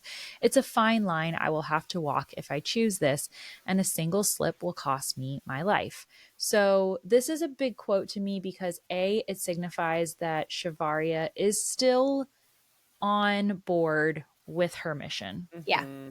She agree. is still operating as a Drakai, as a Fadian. And also makes me realize that she is, though, considering how to position herself, right? Yeah. Um, Yeah. that's all I'll say about that. Okay. Okay. Auri comes to check on her, and she actually tells Shivaria that she supports a relationship, a potential companionship, I guess you could say, between Zay and Vari. Auri doesn't know that they are mates. If we're saying that Miyajna means mates, which another hill we will die on, Yep. Auri has no clue. I think that honestly, Zay just figured it out. Yep. This is new information to Mhm. everybody. And Yeah, I'm she pretty sure has Zay's been with her the the entire entire time. He Yeah. wouldn't time. have had time to tell them. Yeah. She has not heard him or reacted to him calling her Miyajna yet. Yep. So she is just approving of this all on her own and tells Vari she has never known him to take a lover, that many women have tried and failed in pursuit of him. And she's like, I don't know everything about him. We all have secrets of our own But king theory because he's the here. king. Earlier in the book, when Shivaria is saying what she knows about the king, she says that she knows that the king has never taken a lover. That's true. True. That is true. Yep. And here, Auri says the same thing about him. So she's like, Mhm. yeah, I mean, I guess I don't know everything about him, but I've never known him to have anybody, and people have tried, including what's her Bitches who face, will. the redhead Cicely, And Ishara. Bitch. Both those and Ishara, bitches. right? Both of Mhm. Stinks. them, But gross. I think it's important that Auri has actually come here because she's noticed a change in him all of a sudden. She doesn't have an explanation for it, but even she can see that he's changed very Yeah, significantly like what towards is happening? Vari. And I mean, good for her to say, I want you to know I would have no problem with that as your friend. Right? That Yeah. was very kind of her. Look at you, You're welcome. Kath. That You're was welcome. that was nice, I guess. Yeah. So Vari makes more of Kashek's tea and drinks it before bed. The sprites come to sleep with her again. So Vari muses when she wakes up. I'm not sure why the sisters sometimes decide to stay with me. Oh. I thought that was a very Mm. curious thing for her to note. So now I have to wonder. Nobody knows the sprites are with her, right? So Kashek could still be doing what he's doing, believing he has to, right? Mm. Because he doesn't know the sprites are doing things. But I have to wonder if this is a hint that the sprites are also able to take care of her demon as well. Like the last time they slept with Vari, she had taken Kashek's herb and she appeared to be fine. Like she woke up to Eon's toothy grin in her face. So clearly the sisters had stayed with her the entire night. And here again, Right. they sleep with her, they stay with her the entire night. So, yes, this void is coming to take her. I mean, she's taking his tea and everything. Mhm. But I have to wonder if the sisters themselves are also doing something here. That's a And good this was point. my I first Yeah. inkling on that Yeah. one. Yeah. And especially the fact that she's like, I wonder how they decide when to come stay with me. Yeah. That's a hint. Interesting. Yeah. I love that, actually. Mm-hmm. The next morning, Sarah, Medea's granddaughter, brings her a beautiful basket of breakfast that makes me hungry every time I read about this basket. And pastries. Love a good carb. And it has a note from Xavian in the basket saying, quote, I have gone to uphold the bargain I made in the forest.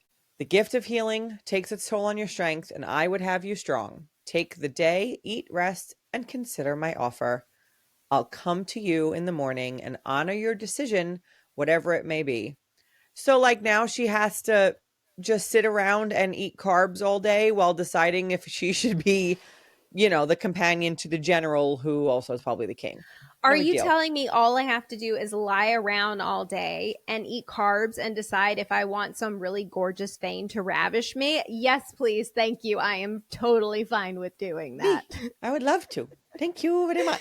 Also, unhinged Lindsey thought here because I love that she pointed out that the wax seal was blank, because guess who would not be able to use his kingly wax seal? The And what king. color was the wax seal, Lindsey? Golden, Gold. like a crown. Like a king. Reason number Like a king. 87. Because he's the king. I could really Crown be that fishing man. here, No. but I don't think that I am. No. Or I'm fishing, but I'm catching fish. You're you know what I mean? You are feeding the reeling whole dang it fish, in. girl. Reeling them in.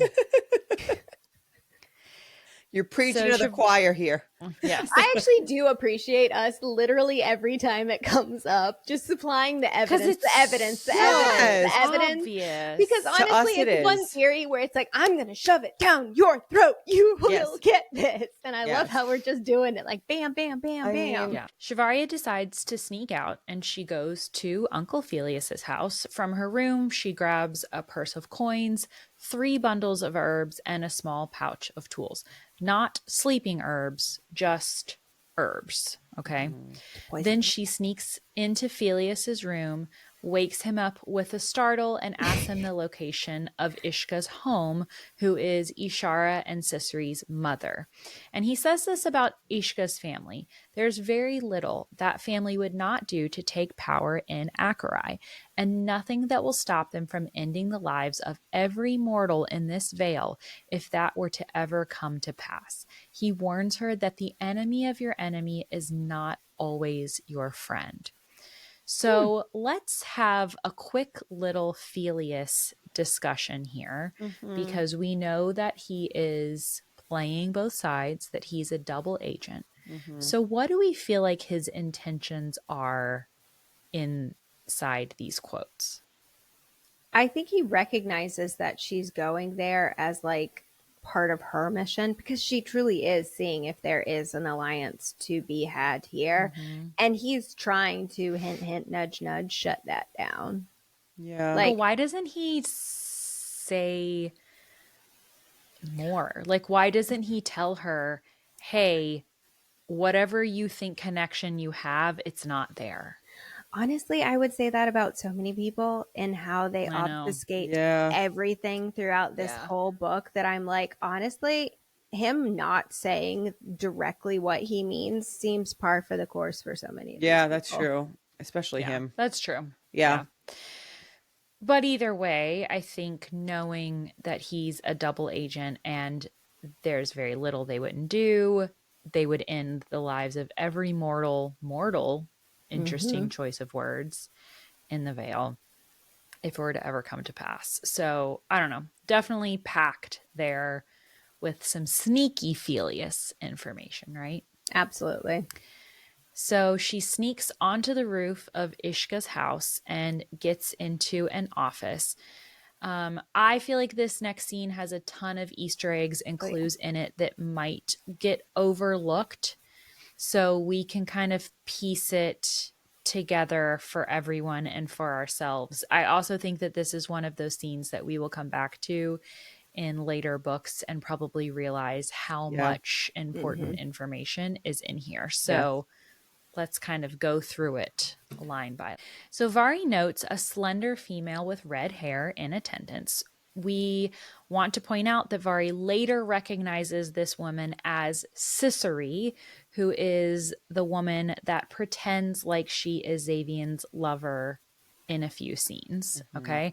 This is Ishka's daughter, who she wanted to wed the king, and it is also Ishara's sister, is the family connection here. Okay.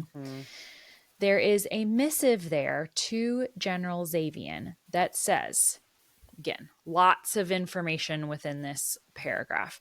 Reports of the resistance remain prevalent among the Fae and Acherai.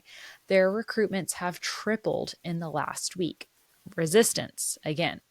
Many of our young pledged themselves to their cause, intent on making the voyage across the sea. Unrelated is the activity of the Latari Navy, which has also increased significantly. We make great efforts to devise the reason and will issue another report upon discovery. Okay. So we know that this is to General Xavion. We don't know who sent it. We don't know how they got it. So when you read this, I feel like you can read this missive from the perspective of this was sent by a friend, or from the perspective of this is sent by a foe, right? Like a warning, or someone who is on the same side. So are they warning him about the resistance, or are they saying there's a resistance here that you could potentially be a part of? Or many of our young people are pledging themselves to their cause, so you should worry about that, or so you should also pledge yourself to the cause. Like, there's a lot of You see it really both ways, kind of. tricky language that I could see it being read kind of both ways, and I'm curious what your thoughts are. So we know he doesn't like the resistance. He's aware of the resistance because earlier on he's like, they will sacrifice Faye for their own cause. So I think it's more of I take it as a warning, just given that context, because he doesn't like the resistance. More people are pledging themselves to that cause, which But this isn't from him. No, we it's don't to know him. whoever's. No, I know, but we don't know that whoever's writing that warning knows that he doesn't like the resistance. True. That's fair. No, You know that's what I mean? totally fair. Yeah. So like you can really go you can. Yeah. I guess both right. ways. It's funny because I read this as straight fact, like fact dump. a fact dump of like, if you are in the military, and I assumed, don't know why, but I made an assumption that this is actually from, if he is the general, whatever, he's the king, he's above the general. But if he is, then he is getting reports from his soldiers, from his commanders, whatever. And it is, here are the facts. They have this, the numbers are growing. There's also the Latari ships. We'll keep you updated. And it's just like, boom, boom, boom, this is happening. And it was neutral, just like, here's the download. Right. And so that's how I read it. So it's funny because I didn't think twice about any other motives, but now you're making me think like, oh, what if, who did send it? And why did they have it too? Right. So if it came from a friend or someone in the military or as a warning, why does this group have it? Which I feel like is just as important as who sent it. I agree. That is Totally way more important is the fact like, that did they take it because they see this information and they're like, oh man, we didn't know there was a resistance. We didn't know that recruitments have tripled. Or did they steal it, like intercept it so that the information didn't get to him? I'm leaning there and I don't know why. Don't have any, I'm leaning I won't talk about it yet. I'm leaning there. I'm just going to say, Lindsay, that last little bit you said, I am leaning there. Like that it was, they didn't want him to have the information, so they intercepted it. Okay. Yeah. Didn't we get the information that they at one point thought they were going to rule and wanted to rule? Is that the same family? Yeah, it's that family, Ishka's family. But also, I think it's more important when we actually see movements later on in the north in the Latari Navy that I Yeah. think that's why I lean towards what Lindsey said of they intercepted it so he won't find out, because those movements are going to start happening and they're trying to keep it a secret. Yeah. But also the word unrelated. Unrelated is the activity of the Latari Navy. You don't know that. Why would you throw that word in there and assume that they weren't related to each other without giving more information? Well, I think that no. Okay, let's take that a step further. Okay. The resistance is working with the Fae.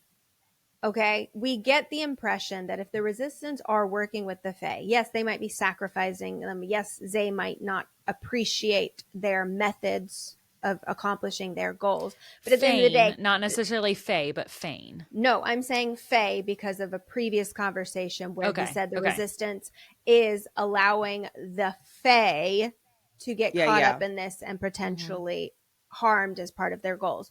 So the reason why I think it's unrelated is because that's one side, resistance, Fae. Yeah. Unrelated, and given what we know later on about who is working with the Latari, who's controlling the Latari, the Vatruk, I think it's unrelated because that is another foe at hand right there. Showing so that's the why I multiple think different that distinction was put in there. And I didn't Yeah, I realize it agree. until you literally just called it Yeah. out. But does the person that wrote this, they had to have had access to some pretty deep What if it's information to know Auri's that. dad? I mean, it could be anyone. It Yeah. could be. He's a Yeah, general. it's someone who knows a lot. It's someone who knows a lot. It's Yeah. Enough someone to make impressions Right. and assumptions while just sending facts along also gives their opinions about those facts. Yeah. Yes. It's someone who can potentially be in a lot of places and find out things without being noticed and get inside information. A lot there. There's a lot there. in that one little missive that Oh, yep. makes me tweedle my Spidey thumbs. senses. Yeah. Shivarya then sprinkles their drinks with an herb that is meant to loosen lips. And Vari muses it is exceedingly rare when it grows on the southern border of Latari. I imagine there are very few in Akrai who are familiar with this at the point of recognition. Yeek. Sorry, girl, you're wrong. Right. But also, what is at the southern border of Latari? Brax. The smidge. I think that is an The important smudge. detail because of the what is our girl really good at doing? Overhearing conversation. Jeez. I mean, come on. She's gonna literally do once again. So she overhears this conversation about the Akurai king, Sai.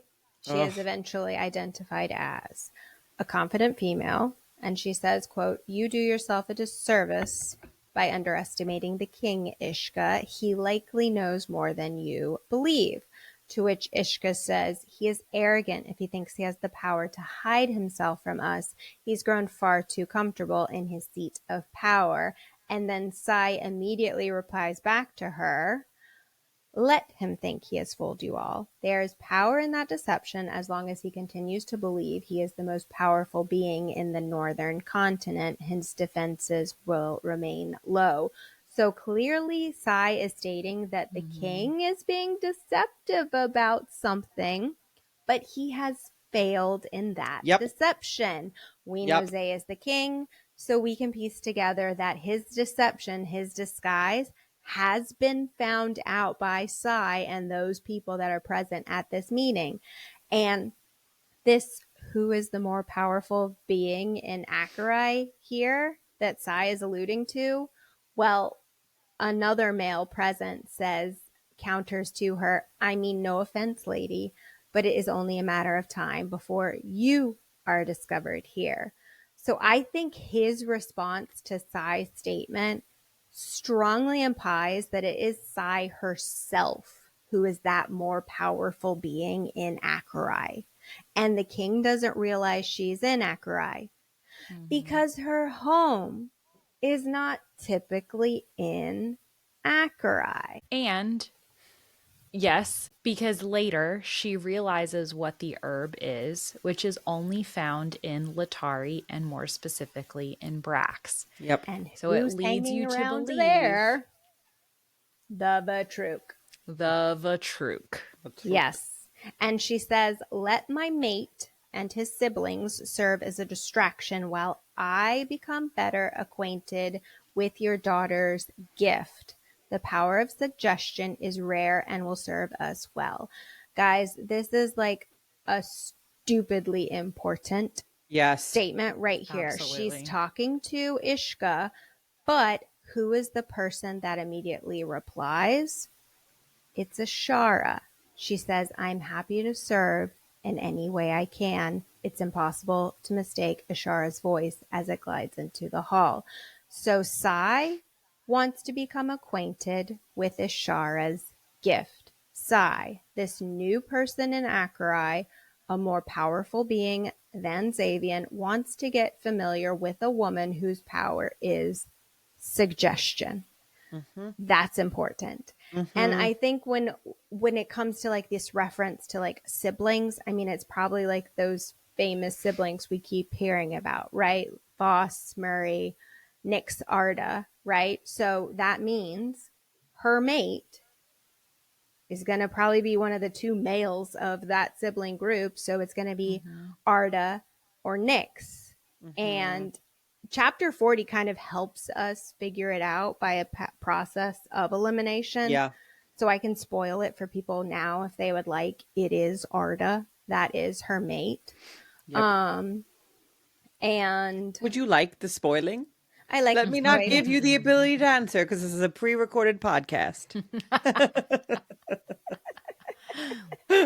I also want to remind listeners while we're on the subject of Ishara and the power of suggestion that Ishka, the mother, wanted Mm-hmm. the king to marry Siseri. Mm-hmm. She was trying to set up that match. And then the king left. Yep. Okay. Yep. Auri says that Yep. after that happened and he turns her down. So it makes you wonder why that all happened. Like, did the king know that Ishara was going to potentially try to use her power to persuade him to marry Siseri? And so he got out of town before that could happen. I don't know, but I feel like those timelines and I would agree. Yeah. her power there, I feel like that has to be connected in some way. Mm-hmm. Yes. And also, something interesting to note is the fact that, there was this male saying to Sai, it's only a matter of time before you're discovered here. I just think it's such an Easter egg that once you put together who Sai's mate is, Arda, and we come to find out that Arda is a Gleer and really good at hiding Mm-hmm. people. Mm-hmm. It's just all of these nuances of word choices and phrasing that are just hidden in these sections can have such meaning where you don't read it that way the first time. It takes you the entire book and piecing all this stuff together before you realize like there's the answer. It's right there. Mm-hmm. It's just Mm-hmm. crazy. You So many have to do a Easter reread eggs. for I that. love it. Yeah. Yep. Vari also overhears another female say, once the king is removed from power, there's nothing to hinder us from clearing this veil of the mortals that remain. Hmm. And Sai purrs, and nothing to keep us from the Fae. Hmm. Okay. So Okay. is this what the Vertruk are trying to do? Are they trying to clear the mortals from the veil? Are they what does this all point to? It's a lot to unpack. Then also, Sai notices, wait a minute, something is in my drink. And she starts to accuse um someone of spiking her drink. It was Vari with Thallus. So she recognizes that Vari used a poison. It means that she's familiar with the location where it's grown, because it's only grown in a very specific place, which is the southern border of Latari near Brax. Enough that, again, she recognizes a rare plant that's grown only there. There's also, when she is questioning this servant, did you spike my drink? Ishara commands, it says, you will answer her truthfully. Hello, power of suggestion. She says things, so you will do this, you will do that. I kind of wish I had the power of suggestion when my son doesn't want to listen to me. You will pick up those toys. But it is immediate, and it is something to pay attention to. So she uses this power, and shit starts to hit the fan. Vari is making sure that she is like covering her cloak over her head, because she's like, shit, that was me. Like, don't want to be found out here. And someone comes out onto the balcony, a Fane male, and he sees Vari, and she's like, shit. He is a tall man. Sorry, male. They're Fae, of course. They're Fane. He is a tall male with a thick sweep of black hair and bright blue eyes, and he steps out to survey the grounds. His head whips toward me, his eyes locking on mine, and my stomach pits as a chill blooms from my spine. Chill. And the air is driven from my lungs. His brow creases, and I don't wait to comprehend the look he gives me. Okay, what does he look like? Dark hair, blue eyes, and a chill goes over her. Does that sound familiar to anybody else? Who is that? I mean, technically, it could be anything that would describe anything, but I hear you, Kelly. I hear you, Kelly. It's Xavian. That's Xavian. That's Xavian to me. So anyway, so she doesn't wait to figure out what the look is, and she just bolts. We know from later on in the book, in chapter 40, it is confirmed for us that this male that sees her on the balcony is Arda. And chapter 40 is when she is on the boat and she recognizes him as that male. He is a Vatruk.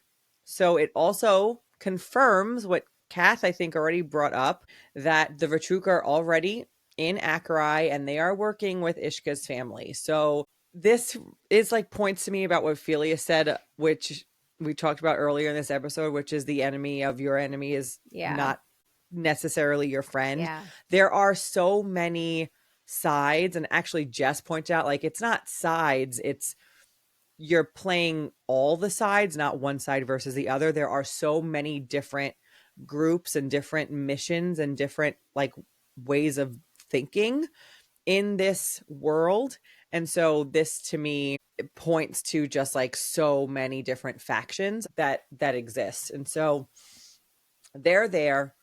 We realize later when Vari kills Keswick later in the book that they've actually been in Acherai for a long time, and just nobody has noticed that they've been there. Yep. Curious. So also further pointing out, so this male is Arda. This is Sai's mate. Correct. So Sai earlier in this scene said, let my mate and his siblings distract, right? Yep. Mm-hmm. So this is further confirmation that this is my mate.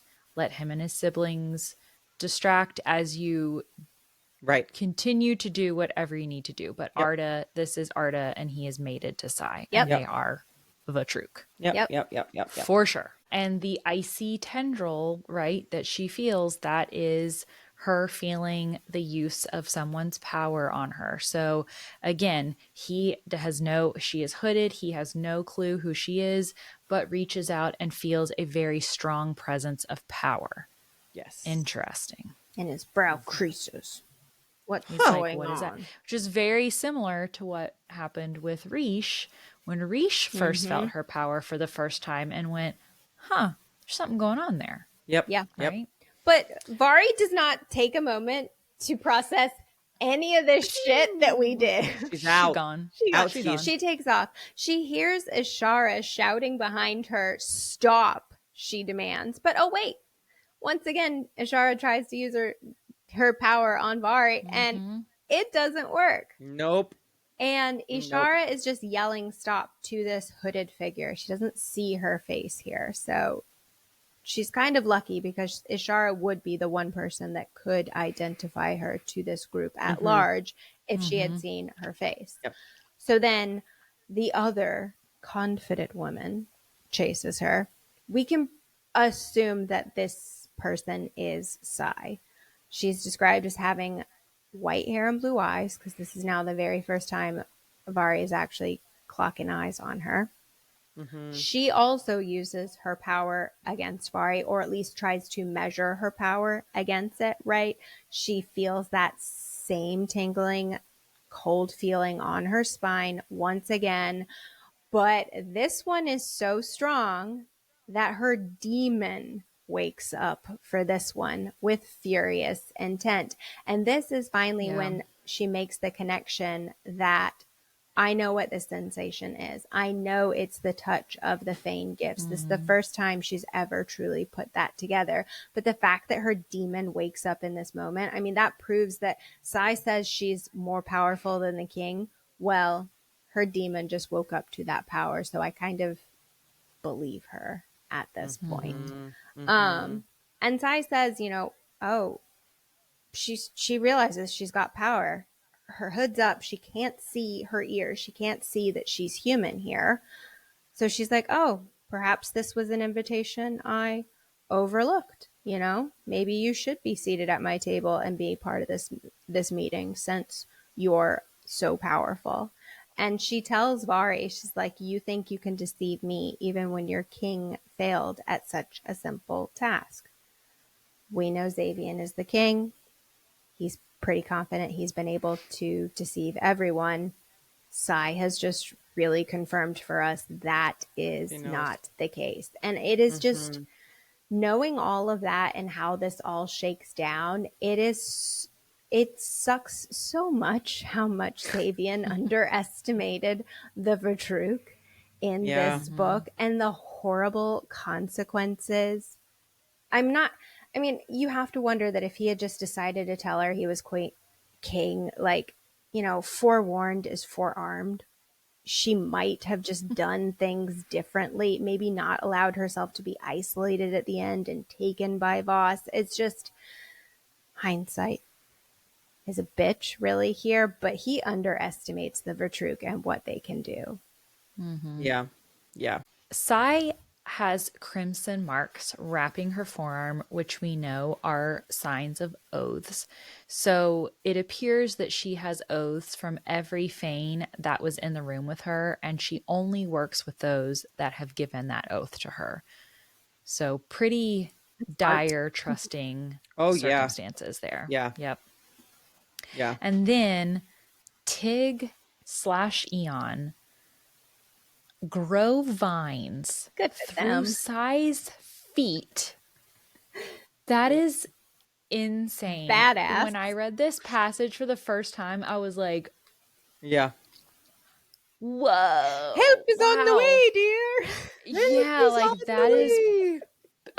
I think it wasn't until this moment I think I always saw their power as very adorable and Yes. precious, and I think this is the moment where I went, "Oh, no, they can They're They do can powerful. fuck some you up. bad shit." Right. Yeah, They yeah. look sweet on the outside, but they can. Yeah. It's It kind of Lindsey. changed them. But I don't know, it kind of changed the way that I view them Yeah, for sure. in this moment, not only because they are fighting for Shavaria, but that they can fight is and let's not forget that means that they were there. They Yep. were watching her Oh, yeah. this whole They time. followed her and they were like, we're ready. We've got you. Mhm. Honestly, I have to wonder if the Master of Shadows learned everything he knows from these girls because if they don't want to be found out, they're never going to get found out. Yeah, that's so true. Oh, I loved them in this moment too. And then Shavaria arrives back in her room and she says, "Well, I'm going to just rule out an alliance with that family." Yep. Like we're I'm done. out. That's not a place I need to be. Okay, great. We're done. I'm glad she came to that very logical conclusion. Yeah. So she comes home. She makes more of Kashek's tea. She mentions that the darkness takes me, but we don't get any description of a feeling the next morning. There's no mention of her demon, but we do see that the sprites are in the room with her. So like Kath said before, this is maybe an indication that we should start paying attention to when the sprites are around in connection with the demons as well. They're in the room. They're getting her bath ready. They didn't fall asleep with her that night, but they were there in the morning. So again, what can they control? What can they do? We have now just seen that they are not just cute and can grow flowers on their branches and like ready baths. They can be fierce and they can get it done. So what else can they do? Quote, my mind wanders to the general and his proposition. I knew she was going to start thinking about that man again. I find that I am no clearer in my decision than I was when the mail left my room.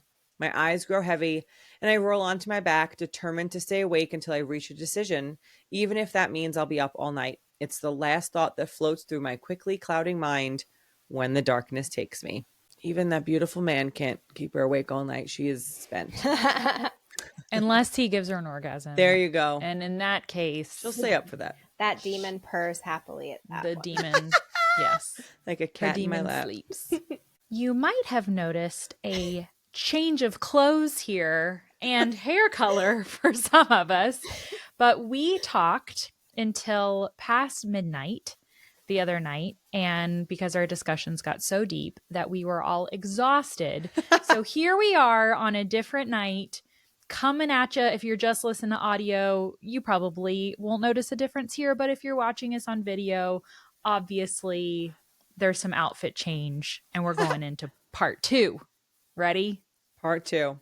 Let's finish go. episode 4. Let's do it. The palace tailor finally brings her pants, cloaks, slippers. Somebody really went above and beyond, didn't they? Xavian. I love it. This is like our first little inkling of like he's really paying attention, looking at all the details. I love it that Shavaria just thinks that he doesn't want to see her legs because she thinks that she's ugly. And in reality, it's this kind of really sweet moment of him paying attention to her wants and needs. Yep. How kind 100%. of him. Right? So kind of our broody guy. But then we have a couple steps back. Yeah. Because of course we do. Shavaria decides to go and visit Xavian, still undecided. Knocks on the door, and an exquisite female Fane steps out of his room. It's a redhead, you'll recall. Siseri from Ishka's house, Ishara's sister and Ishka's daughter. And Shavaria saw her last night, so now she's making the connection, right? This woman was at that meeting. She doesn't think anything of that other than this woman is coming out of the room of the man I want to have a dalliance with. Mm-hmm. All her Ooh, good word, dalliance. Yeah, whoa. Good word. Hey. Let's go, vocabulary. Sometimes I fancy. That's an SAT word. $20 word. Siseri tells Vari that she has just left Xavian in bed and he's rather worn out. And I love the fact that she's like, I'm still getting used to the Fane way of dressing. I'm not entirely sure if this is appropriate. And then later sees her in something just as inappropriate. And she's like, oh, okay, that's just you. That's just how you like to dress. That was not a nightgown. That was just your dress. Yep. Love this. Love all that going on. She pretends she's not hurt by it. She moves on. Like if she can repress something, no, she doesn't. She is going to repress something and not outwardly acknowledge the feelings, even the feelings she's feeling inside. She's like, no, it's allergies. It's something else. It's not because my heart is broken that this woman might've been with the guy that I'm crushing on. No, I'm going to ignore it. Outwardly, because inwardly she is talking herself into the fact that, oh no, didn't want that anyway. I didn't want it anyway. Exactly. Repress. But you went there. Repress. Like, you did. Number one, you went there. You wouldn't have gone there. Like, I know she says, yes. I didn't make my decision, but you went there. So kind of, okay, let's look at this as kind of a double-edged sword here. She says, like you said, repress. I didn't want it, but you went to his door. Obviously you felt something. And then later, Xavier says, oh, so why did you come to my door that day? You came to accept me, right? And she's like, oh, yes, I did. So either she is such a pushover Yeah. and is so far removed from her feelings that she is very wishy-washy, or she is already made up her mind and she just lets Xavier guess and goes for it in that moment. She's like, yeah, actually I did. Yeah. I can't Frickin' Sissery. actually recall though her reaction, because I thought it was more like when he says, well, why did you come? She's like, what now? Like, huh? Yeah. Yeah, I don't know the exact wording that she uses, but he pretty much puts she the crumpled words on it in really her quick. mouth. Yeah, she crumpled real fast. Like, he's like, oh, well, you wouldn't have come to my door unless you meant to accept me, right? Yeah. And then I think and then she's like, well, they make out. Okay, fine. And then they make out. Well, no, because there's what's the word that he used?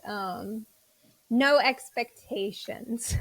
Yeah, sure. I'll pass. Okay. You can just Okay. be you. And No I'm expectations, not telling you Miajna. Miajna, seriously. Let me bathe you and give you clothing. My mate. Anyway, Sissery ruins everything, basically. Yeah. Makes Vari Just for like believe, a day. just for a day, but for that day, she's like, oh, I guess he's sleeping with other people. 2 days. 2 days. Because Xavier says, you are going to the barracks because you robbed me of 2 days from my Miajna. And that was the quote that stuck with me. That's true. Yeah, I like it. Yeah. And so she tricked her. She was like, oh, okay, I guess I'm fine. And I love when Vari was like, well, I guess we didn't really say we weren't going to be exclusive. Like, sister.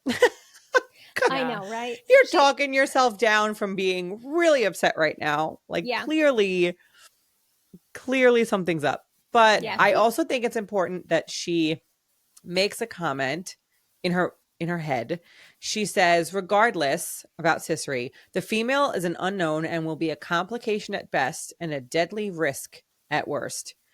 I don't know. It kind of feels like foreshadowing to me in this moment, Sissery. Oh, absolutely. Hello. But it's also just nice that she's like, okay, next order of business, I'm just going to start thinking back towards my mission. Since this is just not jiving, I'm going to repress, deny anything, and let's just move back to the mission. Let's just focus, go to safe territory emotionally. Exactly. Yep. Shivaria goes to visit Uncle Pelias, saying, quote, there are many long overdue conversations to be had with that man in the privacy of his gardens. So back to the mission. Let's go. Mm-hmm. And there is a lot of information that Pelias gives to Shivaria in this conversation. First of all, he tells her that the king will return before the masquerade. Okay. Okay. Return. Return means that he's gone. Interesting. But I think he's right, and I have a theory, but I'm say about that. Saving that for later. Yes.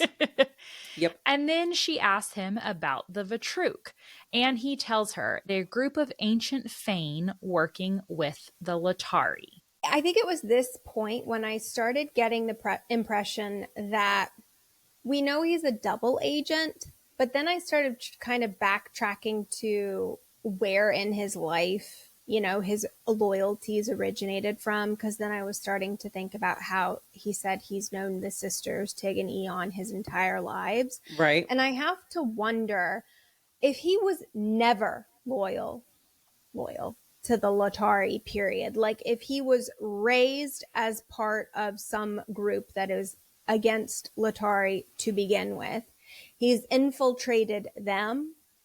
And as he said, he always sides with the Fae. And he is going to just honestly be using either Akarai or Latari as long as the means to helping the Fae is achieved. Like I just, agreed. He was presented as a character that was like loyal to Latari. And we kind of went with it of, oh, he was probably loyal and then he switched sides. And now I'm just backtracking to, I don't think he ever was on their side. Period. Like, I don't think he was a human from Latari that was loyal to Latari at some point. He's been on the side of the Fae from the beginning, because otherwise, how could he have known Tig and Eon his entire lives? I trust the sisters' judgments, and he was never loyal to Latari or Acherai ever. It was to the Fae.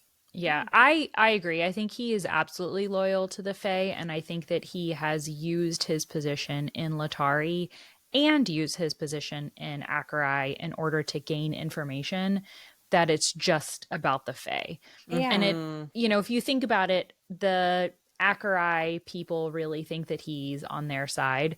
The Latari people think, like, both sides think that he's a double agent, and in reality, he's double agenting all of you guys. A triple agent. He's really not on any of y'all's side. Yeah, well, remember what Jess said. He's not one side versus the other. Yeah. He is on all sides, and he is for himself. So it's not like one versus the other. It's multiple different points of view. It does, again, we've kind of talked about Filius's true intentions as a character, and this does kind of bring that point home for us of if he's not on the side of the Latari and he's not on the side of the Acherai and he is on the side of the Fae, why is he on the side of the Fae? We know that because of what Jess told us in our world building episode, but she didn't tell us quite why. So it is something that as I read and I think about Filius's intentions a lot, yes, I know that his intentions is backed by his loyalty to the Fae, but why? Yeah. Also, why did they choose him? Like, why? It's weird for sprites to have known a human since that human was a child. Why him?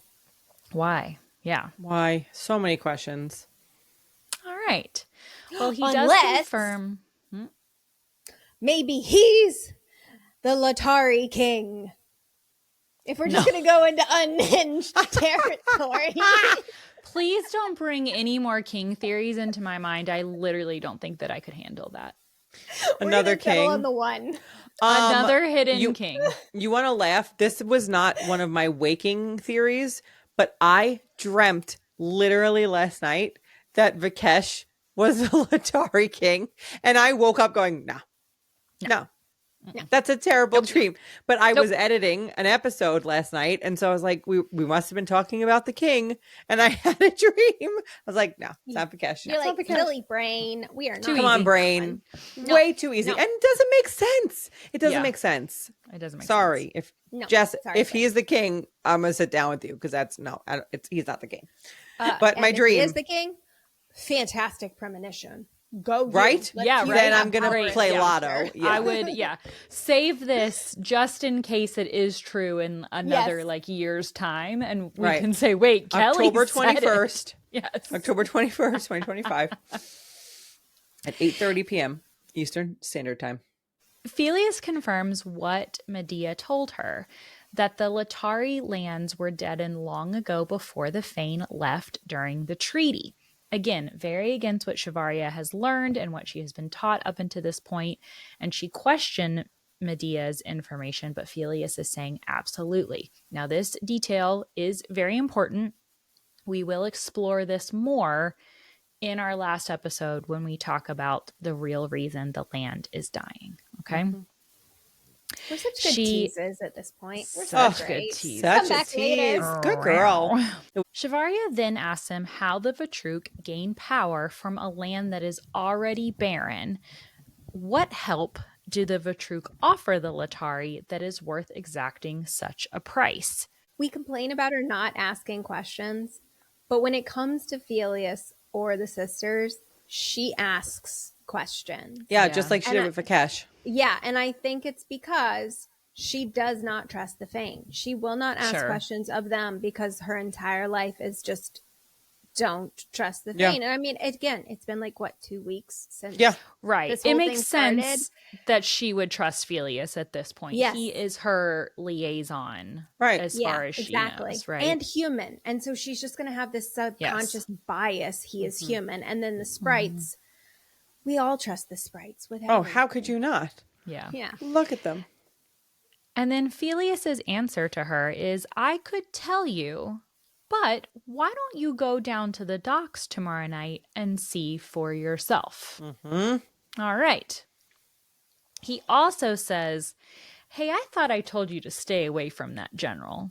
I just cannot pick up on his vibe every time he keeps doing that. I know. I'm telling you, this is a big question for me. Again, going back to Filius's intentions. Yes. Why? We're assuming that he knows that Xavian is the king, right? Putting that note in there for later. How could but, anybody like, not, why? right? Like, that's He's the thing. royal court. He is Right. very Yes. connected to the royal court. You would think that he knew.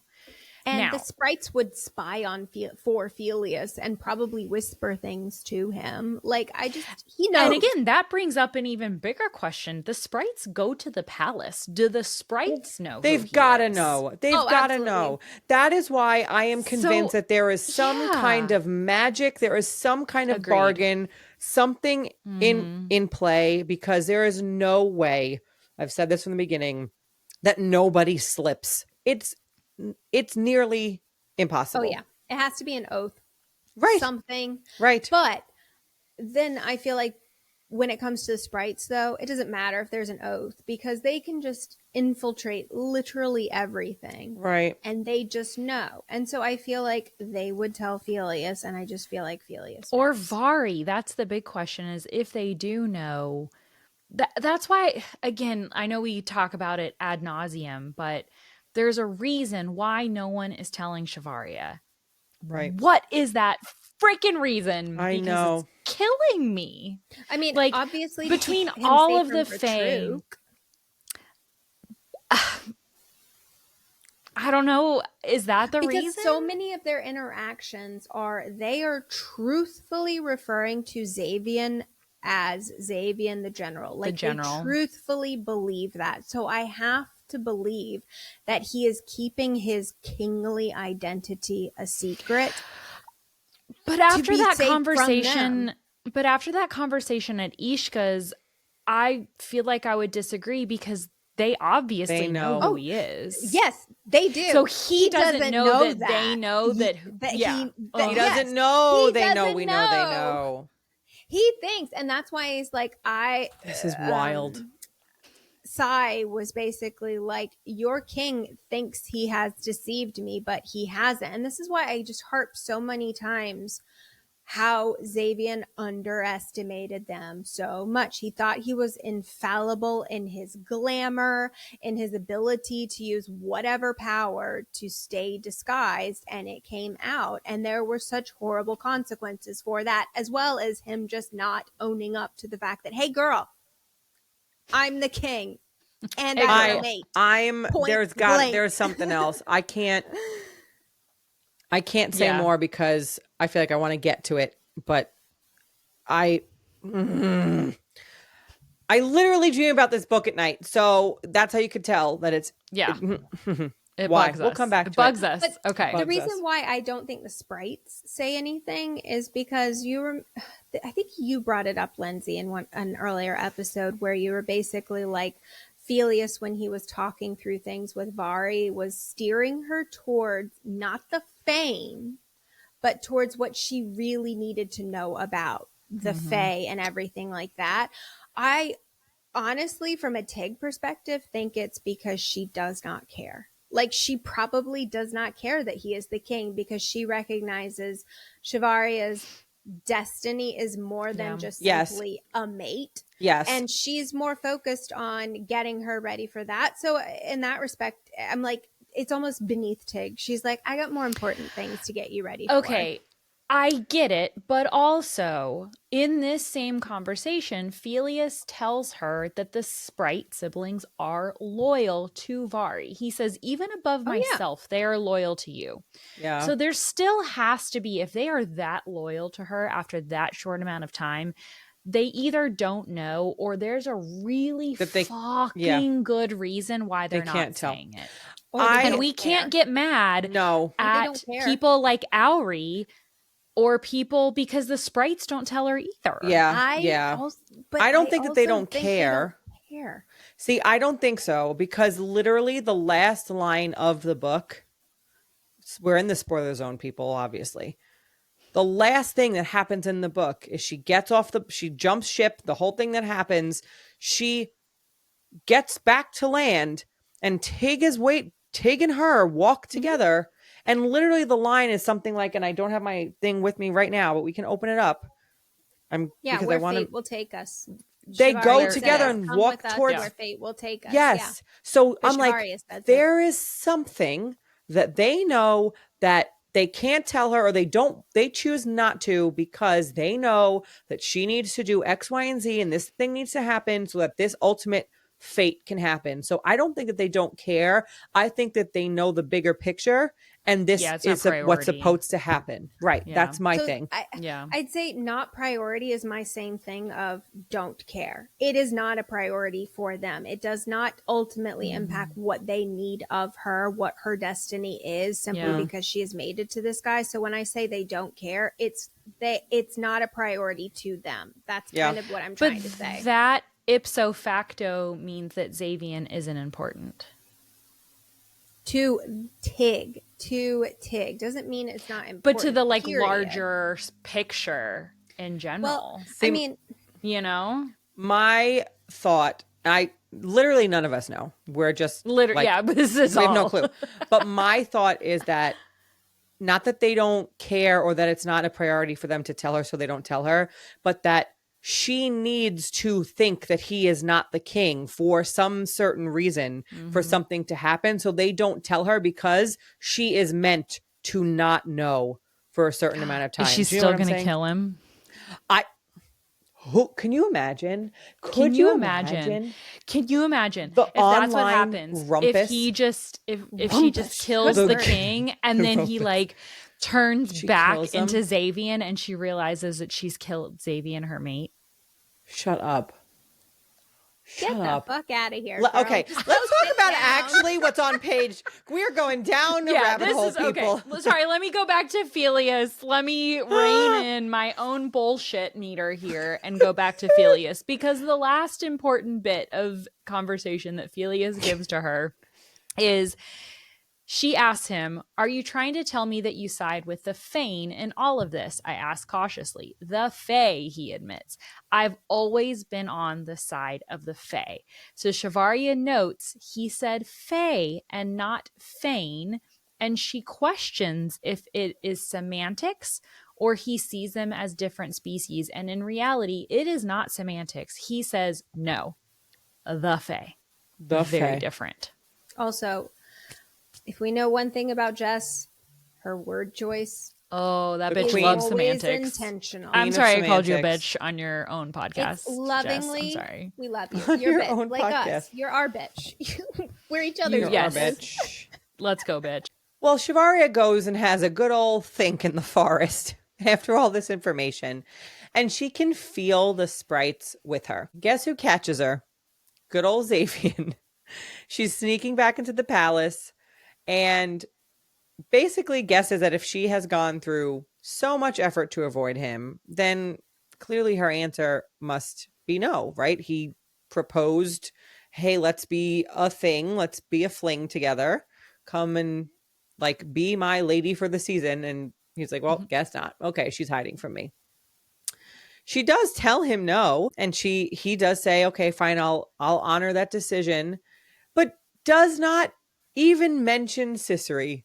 Like, okay, do you not, if it were me, I'd be like, sir, you asked me to be your woman, and then I find another woman in your room the next day? What's that about? Like, she doesn't even attempt to put him in his place or ask him the question. It is a very Shavaria move, though. It is. To like not play her cards, just say no and walk away. Just bye. I don't need the bullshit. I don't need the reasons. Yeah. It is I'm what just it is. done. It's a no for me. She is. Here's the thing. I've been upset with her about not asking questions because I'm like, come on, like grow up, ask a question. In this moment, she is more of an adult than I am because I could not let the petty shit go. I'd be like, who was that bitch? Who's the redhead? Why? Like, Who's that hoe? Who's that hoe coming out your door? Your bedtime activities is beneath me. I am the bigger bitch. She is the bigger and I'm person. Move on. I am not the bigger person. Not the bigger person in this situation. Okay? I also would not be the bigger person for No, the record. I would have be been like, who was that oh, hoe? yeah. I'm putting your shit on But blast she and we're was going to just talk about it. so cool. No. So cool. She's just like, Yes. bye, bitch. I aspire to I'm that. done. Well, maybe not, because I do enjoy being petty. So that's fine. It's more entertaining for us to be your petty, so please continue. So anyway, so she never mentioned Cicely at all. Nope. That's great. She goes and she makes more of Kashek's tea. She's like, tee me up, baby. Tee me up. She is abruptly taken by the void. Once again, she awakens to the sprites readying her bath. Even though they didn't fall asleep with her the previous night, they are there in the morning. And again, I have to wonder if they are helping control her demon, because she mentioned there's no mention of her demon at all the next morning. Yep. She finally thinks, though, this is kind of odd. She's plagued with these questions about why has my darkness begun to abate? Like, she's finally realizing, like, something's off. Not enough to ask questions and do something about it, but she does note it. She questions herself. She does. She asks, but you don't have the answers. She does. She's like, I wonder why. The next morning, Tig and Eon are sneaky little sprites. I do want to make a little shout out to Vadora Marie here, who is the Child of Shivay official merchandiser. Yes. I bought a Tig and Eon hairstyling studio t-shirt that should literally cute. be here any day now. And I'm so excited to wear it. It's so cute. And it has Shivaria's braid with like a golden piece like weaved into her hair. It's so good. I can't wait to wear it. I wish I was wearing it right now, but it's not. I'm pretty sure it should be here tomorrow. So that's amazing. Anyways, that shirt comes from this scene right now. From this moment, this Love scene. It.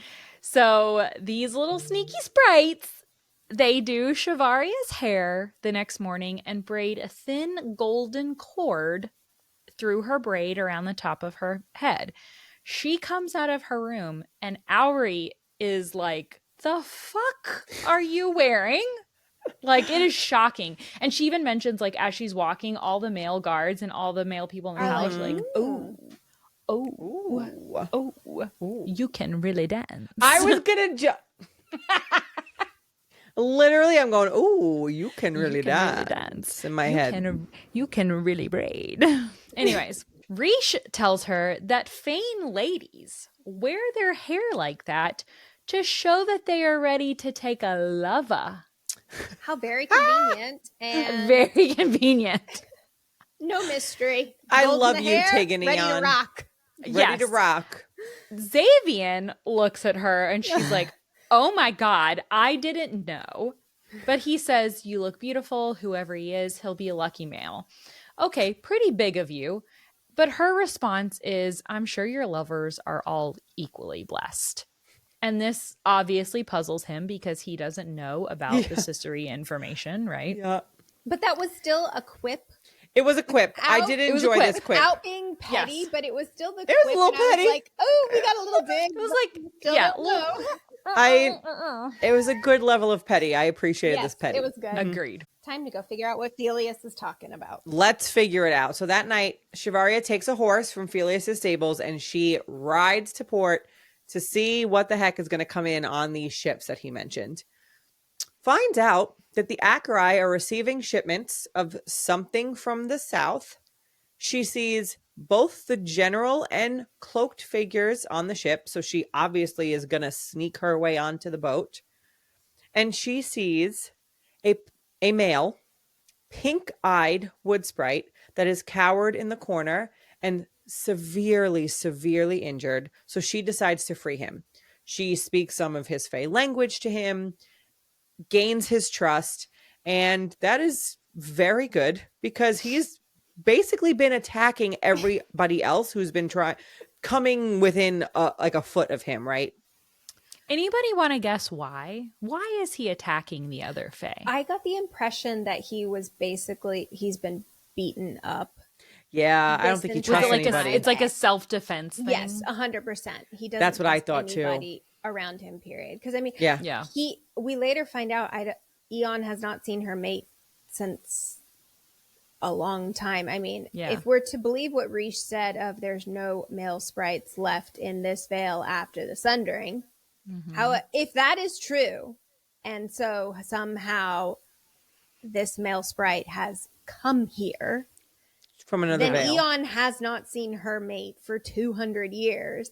And so then you have to think of what was going on and happening to him for those 200 years. So he could just be completely conditioned to attack. So do you think that line from Rish is in there to say, okay, Eon and the male sprite haven't seen each other in 200 years? Or do you think that line from Rish is in there to show that they really don't have an idea that there are male sprites here? Like, is it to show that the Acherai don't know something? Don't know. I'm getting the impression it is that, but I have a different theory. Okay, but I then think to the fact that Jess always adds stuff to the book to lead us a certain way. So having us think that sometimes should be taken at face value. And so there's potentially a reason how he has come through now. Yes. And I know we have our theory that we are going to tease more people about, not talk about yet. It seems like Kelly wants to talk about it. I don't know. Let's wait, Kelly. I'm going to wait, but I will say when we get to that point later. We have Dream coming up towards the end of the book. We're going to talk about the theory. But yes, I do think that too can have something to do with. My tease will be this. I do not think Rish lied. I think that after the sundering, only female sprites were left in this veil.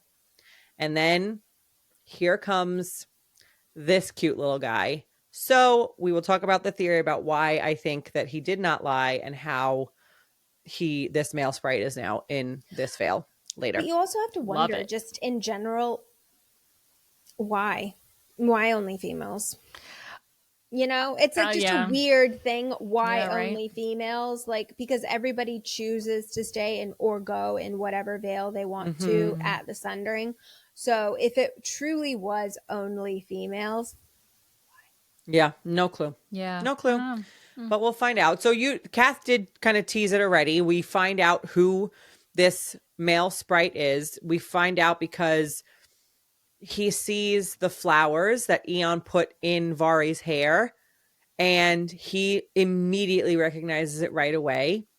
And he says, Manai, Manai Sahai, which we find out later means this is my mate. And he's like, I know exactly what flowers these are. So he, again, immediately trusts her even deeper. And then they see that the cloaked figures who were with Xavian are Auri and Rish. Curiouser and curiouser. And Auri is mad at Vari and hears Vari speaking to the male sprite in the Fae language and is like, excuse me? Excuse me? So Xavian tells her, okay, take the male sprite to the cart. We will bring him back. Vari goes to open it. She sees there's a ton of different Fae creatures inside. There are boggles and pixies. Oh my. There's a satyr. Thank you, Kath. Oh my. And she's like, nah, this guy's been through enough. He's clearly been violent with everybody else. And so she's like, I'm taking him. And she pops him on her horse and rides him back to the palace herself. She knows she's going to have some explaining to do. And when she gets back, we find out through their reunion that Eon and him are mated. The word Manai means mate in the Fae language, and V-O-H, means fate. So that's very interesting. That was so funny because Tig said, because, I mean, Vari's asking, like, how? And Tig just says fate. And remember what Jess said. Where the sprites are concerned, where fate is concerned, it's all interconnected. So, yep. How very interesting, fate. How very interesting. All right, someone else take over. I feel like I was talking for a while. Kath. Well, Auri is pissed. She comes storming in. Xavian and Rish and Kashek enter the room with her. And she says, quote, aren't you the least bit curious how a mortal who claims ignorance to the existence of the Fae in our veil speaks the sprite tongue? And I like how Xavier handles this. Like I like that he is older, obviously. He's born There's before an the age gap. Sundering. Yes, and he has a lot more experience. He realizes that anybody that is Sprite befriends is somebody to be trusted. And he also says, I saw you the first day you saw a fae. You didn't fake Right. how miraculous you thought that was. You were not lying about that. And he's like, I think when Auri realizes that, she will apologize, which Auri does Yeah. the next day. But this whole thing is just breaking down more their friendship. And I mean, it does kind of show Auri's own Fane age. Yes, she might be 40 years old at this point, but in Fane years, she is still very, very young. She's very reactionary. Yeah. Immature to her feelings. And I mean, it kind of just shows it. I think there's a quote later on when Xavier is basically like, I've known some Fane who were very, very young, and I would have them advise me. And I've known some Fane that are very, very old who still act like children. And so I think it was just to say, like, yes, she's 40, but she's still young. She's still learning. But I appreciated how Xavier handled it. And like Vari is literally fearing that, it's going to all come crashing down. And he's like, he was a voice of reason. yes, he was. And I appreciated that level-headedness because of how reactionary Auri was to the whole situation. All right.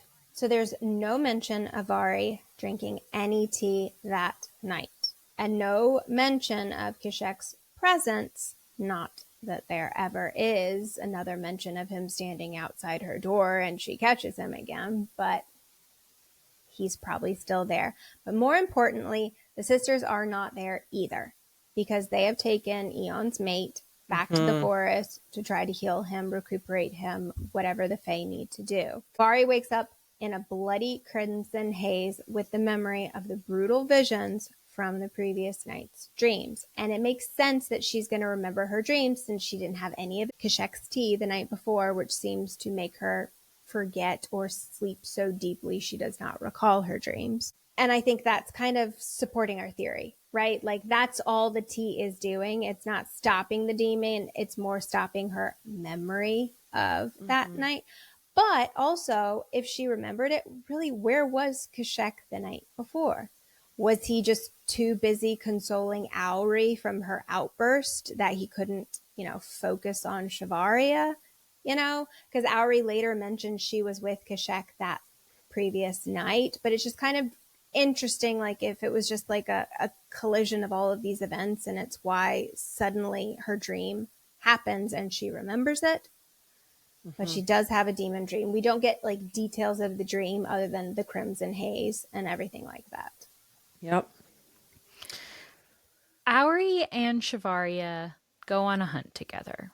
Auri immediately apologizes to her. I loved this moment, to be honest. It This was is like a a very girl's girl moment. Girl's girl, absolutely. Like true friendship here. Yes. Auri quotes, "It's a testament to your character that you honor your friend's secrets." Obviously talking about the Fae in this case. And then Vari's response, "A dull pain strikes my chest when she says it. There is no honor in what I plan.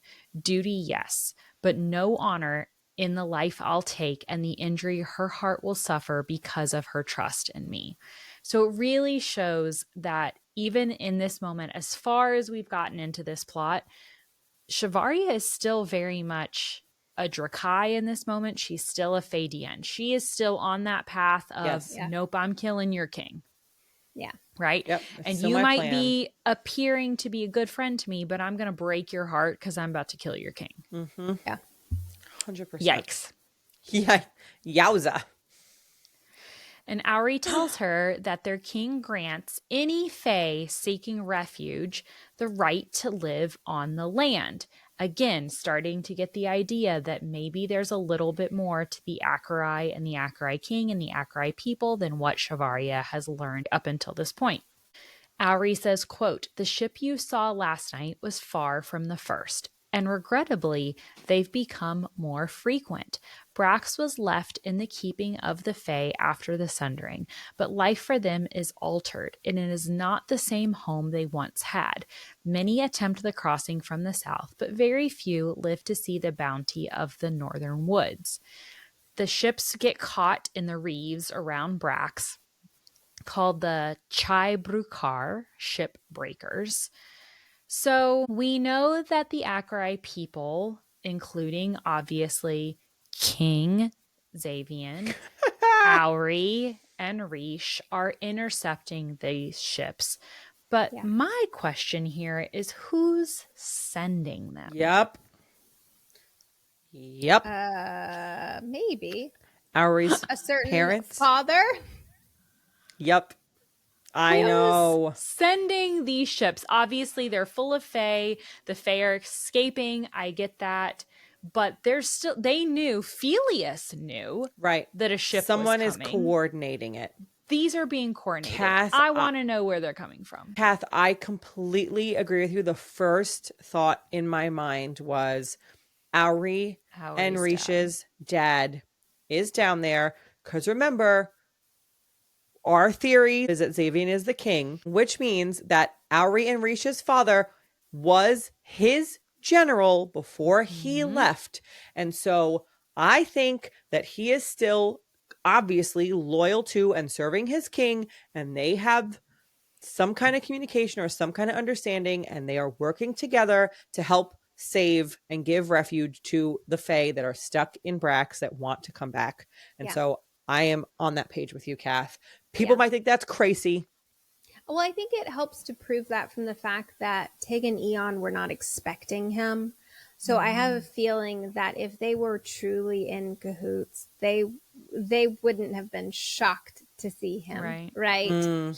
They would have been the leaders of it. So I feel like it shows that it's a Fane mission, not a Fae mission. Yeah. So then more information from Auri. Her quote here is, "The treaty was meant to end the hunting of the Fae, but it only served to divide our people and weaken us. The Fae and Brax are at the mercy of the Latarians and their word. The Vatruk would be bad enough without the Latari military aiding them. For the Fae in the south, the options are slim. Risk death on the Chai-Brukar or capture. If you know of the Vatruk, then you understand why they might find death preferable." Because the Vatruk are going to drain them of their power to take it from themselves. And then I feel like is the moment that really, I feel like kind of kicks off this Act 3 for us in this book, which is they see a Latari warship parked in a cove, and it is obviously sneaking in because if it was there on respectable terms, it would have gone to the port, but it didn't. It snuck into this cove. Yep. And they only saw it because they happened to be out and they happened to be hunting. And so, something sneaky is afoot. Well, that night, that missive though, that Vari read in Ishka's house, it spoke of an increase in Latari Navy activity. And so that's why I feel like this has to be connected to that missive. Okay. Yeah. Could be. Well, that night, General King Xavian asks Shivaria, please don't sneak out tonight. They find the ship. It's empty. And Xavian comes to check on her. And he says, quote, "I just came to assure you that you are safe within these walls and ask that you refrain from any of your evening escapades for the time being." So she thinks she's being sneaky all the time. That she's like, "Oh, I got out without anybody seeing me." Bitch, he saw you. That he knew every single time. Every time. He always knows you are. Here's the thing. You are sneaky. You are a Drakai. You're an assassin. But he is that much better, sneakier. Or he He's has a got mating eyes. bond that tracks your ass. That's true. Or he's That's the kinda what I king. was thinking, So too. like, yeah, that's true. The mating bond. Radar, He's got that tracker radar. on you. Yeah, he tracks your ass. Which It's like is so find my funny. iPhone. Yeah. Find my Find my mate. Find my mate. What a good dating app, you guys. Find my mate. Find my Shivaria mate. edition. Shivaria edition. Wait, what's a mate? I'm not going to ask that question. It's That's the Shivaria not edition. Ajna. Oh! That's an Ajna. That is a Shivaria. Wait, what does this mean? Got it. Okay. That's Anyways, funny. That's sorry, funny. we got off track. Off topic. Well, okay. So she thinks she's sneaky. She's not. He says, please don't do it. Worry lines his forehead, increases the flesh of his brow. Huh? All right. What you worried about there? You care about our girl Shivaria? Obviously, that's his mate. Huh? So she does not sneak out. She says to herself that she wants to see the sprites again. And she has a lot of questions about Brax that she only trusts this new male sprite to answer truthfully. And then after they check the warship, Xavian comes back. He barges into her room. He says, you're going to stay in my chamber for the time being. They fight about this. He literally drags her over his shoulder into his room. I saw, and I wish I would have remembered who posted it. If I can find it, I will shout you out on social media. But someone posted a meme of, the scene in Beauty and the Beast where they're going back and forth. Like, if you could do this, well, if you could do yeah. And it's the two of them. It's like, this gives Xavian and Shivaria vibes in this scene. I'm like, that is so funny. Yeah. So anyway, this is the vibe I have in my head now. And it's kind of like you know what? I am a strong, independent woman. I can make my choices, but you need, just like he said, take the bridge, and you were like, bitch, I'm not taking the bridge. He's like, take me to your bed. I'm okay with it. I'm okay with it. Yeah. I'm not mad. I'm not mad. He plants himself in front of the door on a chair and it's like, you're staying here. And she sleeps in his room. Does she have any tea tonight, ladies? She does not. And guess what? Shocker. She remembers her dreams this night. She wakes up. Xavian is still in the chair from the night before.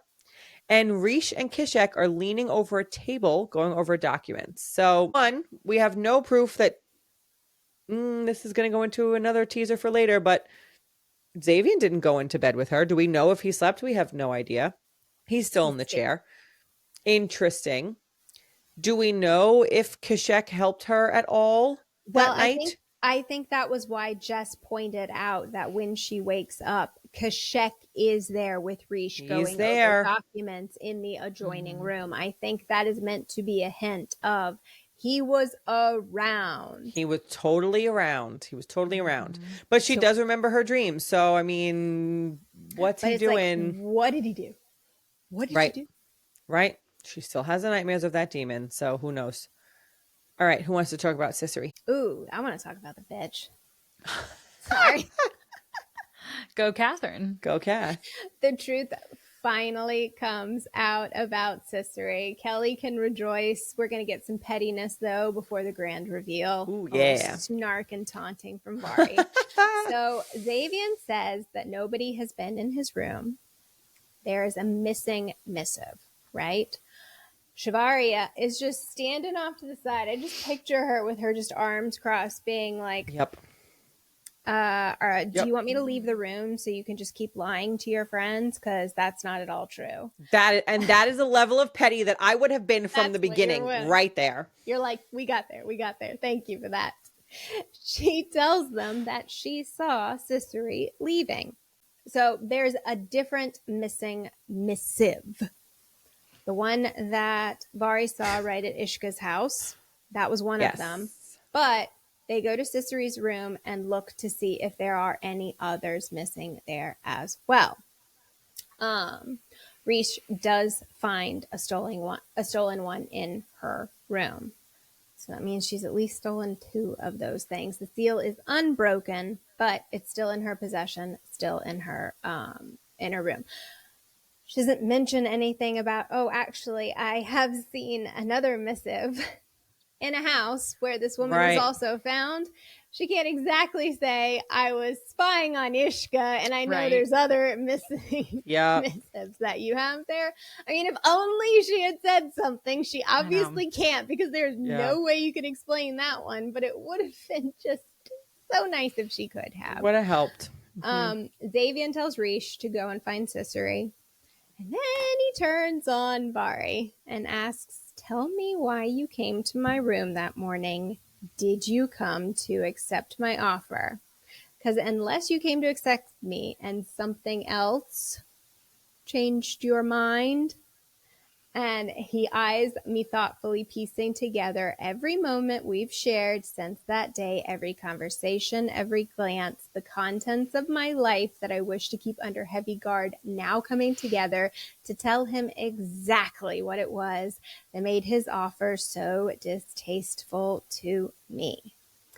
And then Xavian does it. He introduces Shivaria to Cicely as Miashna.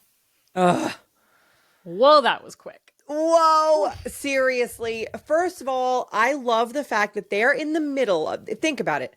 They're in the middle of this scene where you are finding out that military secrets have been stolen and they're missing. And he's like, wait a minute, were you going to accept my proposal? Like, that's what he cares about in this moment. He's like, so you were going to say something? I also love that love it. Kashek overhears it and he is shocked. Totally shocked. He's like, mate. He's like, I got this woman out of like bed, apparently, right? And Right. you're telling me that you're introducing Shivaria as your mate? Imagine from Rish and Kashek's perspective how out of the fucking blue this Right. is. They're like, excuse Right? me? Excuse me. I did find Such a man not telling his friends, hey guys, I think that she's my mate. I think she's Miashna. such a man not telling his own mate, hey, guess what I overheard Xavian call Shivaria, because Kashek doesn't tell Auri that he overheard this. Such and a bro. I would have been looking at my husband and being like, that was some tea you share. Did you hear that? You called her understand that girlfriend. shit. Yeah, seriously, come on, guys. Those are the secrets that you share Males with your couple. males in one veil are the same as males on male. Earth. Males in the veil of war are the same as in Georgia, is what we're saying.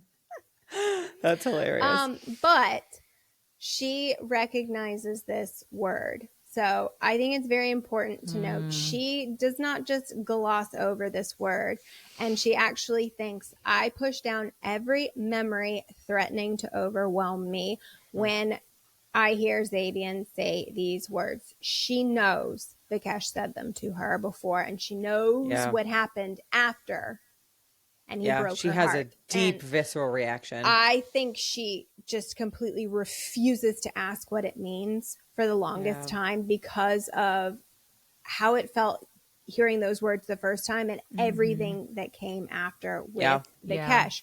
I mean, it's only been like a week or two at this point. Like, two that's all weeks. very, very fresh in her mind. And I think that's probably she just shuts it down. She's like, I can't handle that word. It's bringing back these horrible memories, and I'm just going to push it away. Because in her mind, it could just mean like my love, right? Yes. She doesn't know the seriousness of it.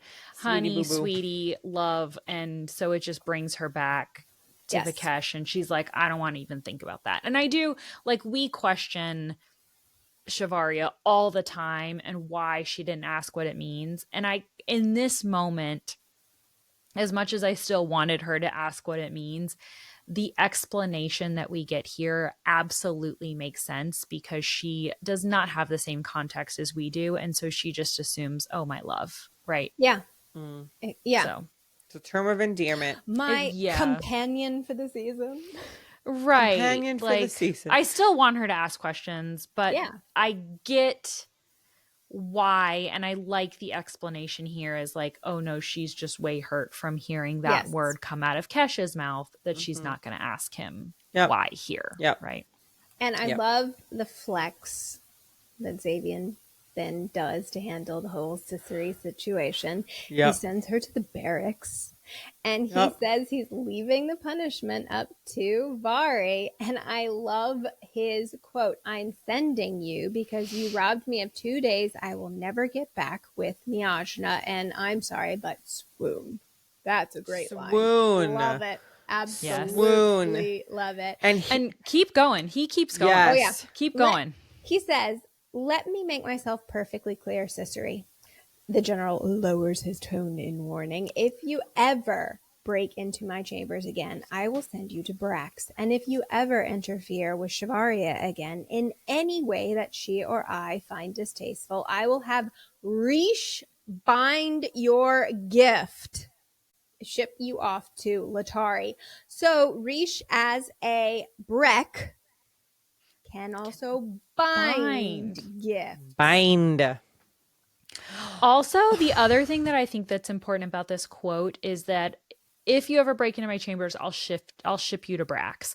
So clearly they think of Brax as a terrible place befitting of a punishment. Right. Which is such a weird thing because the Fae think of it as like their haven, or at least it was before the Sundering. It was. Yeah. And so it's so crazy that maybe it's because Fae they don't like wildlife. They want their palaces. They want their homes. They want to live in nice luxury. They go hunting. They're not outdoorsy. But in a nice little garrison behind us type of let's bring all the supplies with us type of way. Put the boar in go there glamping. and they will go hunting. Yes, they're glampers, not campers. I think just like the wildlife, you're gonna get shipped to the wild. Cicely's glamping company. I have a very important thing to say with that quote. I don't know why. This is very important, everybody. I think Xavier in this moment, I hear him as like British or Irish. Like I'm picturing a very deep, "Let me make myself perfectly clear, Cicely." Like, you know what I mean? Like I'm getting that from this quote. So I'm just saying. That was very important. That was very, very important. I was like, Kelly is either going to drop something unhinged or she's or not. Or something so dumb. So not. Xavier wants Shavaria to start training with Auri in the mornings. He thinks that she should be able to take care of herself because he obviously doesn't know at this point who she is or where she comes from. Mm-hmm. She lands a good one. Oh, yeah. On her pal Auri, though. And Auri's like, you know what? I feel like I am going to go sit down for a minute. Let's get a trained soldier up in here because I'm not about this life. The more I talk about Auri, the more I kind of like her because I feel like Auri might be me. I'd be like, you know what? I don't know. I'm going to go sit this one out. Lindsey, you are not Auri because I don't like Auri, and I love you. You are reasonable. I feel like you will like Auri. Irrational, and you don't hypocritically lecture people. You are not Auri. You are a good person. Thank you. I feel like I would love to record this moment when Auri is like a good friend to Shavaria later. And I'll be like, fine. I guess she can stay now. But you know who is a cool friend and who I really Rhea. like from the get-go? That girl. She is a riot. I love Rhea. Yes. So in steps Rhea, a female soldier, and Shavaria's demon wakes up begging Shavaria to show Rhea its teeth. It wants this fight, right? Not because of anything against Rhea. It was like, we can spar. We can spar again. Heck yeah. And they enjoy the sparring. Rhea lands one on Shavaria, but General Xavier sees it and he is not too happy about it. Yep. So he takes her to see Kaden, who is the palace healer. He says to her, quote, "You are not the enemy. I'm just not sure you know that yet." Now, I originally read this as he knows exactly who she is in this moment. And that's his way of saying, I know who you are, and we will eventually be on the same side. In subsequent reads, I don't think he knows. So I'm curious, what are you guys on the same page? Like, at this point, he doesn't know who she is, right? He doesn't know she is the Valtura. Just Yeah. having read it so many times now, I understand the importance of Valtura. And if he had known about it, things would be operating a lot differently. We wouldn't be worried about masquerade parties and hunting for boars and picking out our favorite chocolate cakes. We would be focusing a lot more on the fact that she is the Valtura. So I don't think he knows that she is that yet. But I do have to wonder if he's starting to suspect more about what she was in Latari. Yeah. And I want to just ask the author to be like, did he ever figure out she's a Drakai spy? Like, does he ever figure that out? I don't know if he does. I really want to know. To be honest, I see this quote as, "You're not the enemy. I'm just not sure you know that yet." I think this is because he knows that she is his mate. He has called her Miajna. He is like, we're on the same Kelly. side. Yeah. You know what I mean? Like, and so I took it as that. I don't know that he knows much more than that, to be fair. He definitely doesn't know about the Valtura. No. I'm on the fence if he knows that she is a Drakai or a spy at this point. And I think that if there was any moment to unlock it, it would be around now when she starts training and she starts fighting and he realizes, okay, some skills. She's got some skills here. And we're not just talking about someone who spars on the side. We're talking about a trained elite assassin who, when she's fighting, Rhea questions her and Rhea starts to not yet, not this scene. It's not next this scene. Time it's the next one. Oh, okay. And Torin too. Yeah, and they're like, wait a minute, you're like, they're doing things, and they're like, wait a minute, you've been. They know that she's been trained by who she's been trained by. Rhea is since I guess she's like actually training with her. She figures it out like instantly. Quick. I don't think Xavian would figure it out necessarily because he's not actually witnessing her training all the time. But Rhea and Torin are so loyal to him. I feel like maybe he does find out. Torin but himself that's for doesn't witness it until way later in the True, book. So it's really just Rhea, and she just doesn't say anything because I guess people just don't talk about shit in this book. No. Yeah. Curious to when we get there. But do you know that your girlfriend, who I then find out is your mate, might be a trained spy. Also a really good was definitely trained by the That bitch can fight. Yeah. That bitch can fight. That bitch can fight. Okay. So let's get into some loveliness here. They go back to his room and he says, no expectations. But then proceeds to prepare a bath for her. Bitch loves and a bath. I don't know how you guys take baths, but I take baths naked. So I'm pretty sure I feel like too. Maybe he was like teeing it up, you know? Hey, no expectations. No pressure, but no I'm gonna get you expectation. naked. But take your clothes off. But did you see that bath? I mean, geez, I would It too. is I mean, in my mind's eye, I sure did. I did see it in here, and it was beautiful. Yeah, stunning. right here. Now, he calls her Miajna again. She again doesn't ask. She again says that she's thinking about her pain from Vikesh in this moment. Okay, I get it, but fucking ask.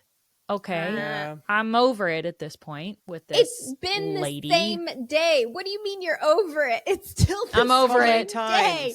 I'm over it. No, It's like the word has been said so many times. Twice at this point. Twice. No, I get, and with Vikesh. And with Vikesh. No, Here's I the know. thing. And we know that reaction. I'm over it. We know that reaction, and it's been the same day. Listen, I know that her reason is because she doesn't want to know the answer is going to hurt her, right? She doesn't want to be hurt. Feel some feelings. Like, you want the feelings? Okay, feel the feelings. Here, quote, I swallow the words, pointed barbs that tear at my heart before sinking into my gut. With great effort, I force my mind to shed the weight of every thought that threatens to consume me. So you can feel those feelings. You can't ask what Miajna means because you're afraid to ask what it means. Well, listen, she's distracted very quickly because true. he says the fates must favor me. Oh, let me taste you. Sure does. Sure does say that. Fangs come out. And then the Fangs. fangs come out. Uh-huh. And side note, she sees fey oaths bound to his flesh, dark bands along his side and down his arm. Yep. Fey oaths. Fey Interesting oaths. here. We do remember that we saw these fey oaths earlier in the book when she saw those 5 fey males in the woods when she was with Vikesh. They had those. And on him. And on him. So When they were here fighting. they are Yep. again. Yep. Bringing them up. So definitely important. Yep. And Vari notes again the mention the nick in Zay's ear. She says, quote, his hair parts around the nick in his ear, likely a battle wound from long ago. Noted. Sure. Sure. And Okay. we will be bringing this up. We will next definitely episode. bringing this up next episode. Sure did. You don't have to Because wait you know for the she told final us one. to tab the ear. Tab the ear. Tab the ear. And she asks herself again, another example of Shivaria questioning her beauty and her worth. She says, why? What have I done to garner his affections? I'll add it to my growing list of questions that I will never have a chance to ask. Things I will leave these shores without knowing. I can never be his. Not in this life, not with my mission. Again, she's still on in her it. mission. But it's like she's just had fun times in the bathtub with Xavian. Fun times in Fun the times bathtub. in the Fun bathtub. times in the bathtub. But Xavian's then she bathhouse. is thinking these horribly morose thoughts. Yeah. Our paths will collide, not in the way the stories describe when fated lovers meet beneath the stars. Ours is to be a very different story, one only partially told, but I know how it ends, how we end. And then Melancholy. keep going, So Lindsay. sad. Keep going. Okay. You'll already hate me for this. The words echo, twisting like a dagger that I can't seem to dislodge from my heart. I push them down, sealing them off with the rest of the memories I tried to leave aboard that ship. So Pain, Vikesh. regret, Vikesh, pain, regret. This is all I will be for the general at the end. A hateful memory that he will do anything to tear from the fabric of his mind. A mistake. That is all I will ever be to anyone. And you remember that is Oh. exactly what Vikesh was telling her at when he was basically breaking Oh, up it's with such her. a mirror. Yes. And so she is thinking, that's all I deserve. That is Yep. all I will ever be for him. It just, I feel like it puts weight on the reason why she pushes everything Yes.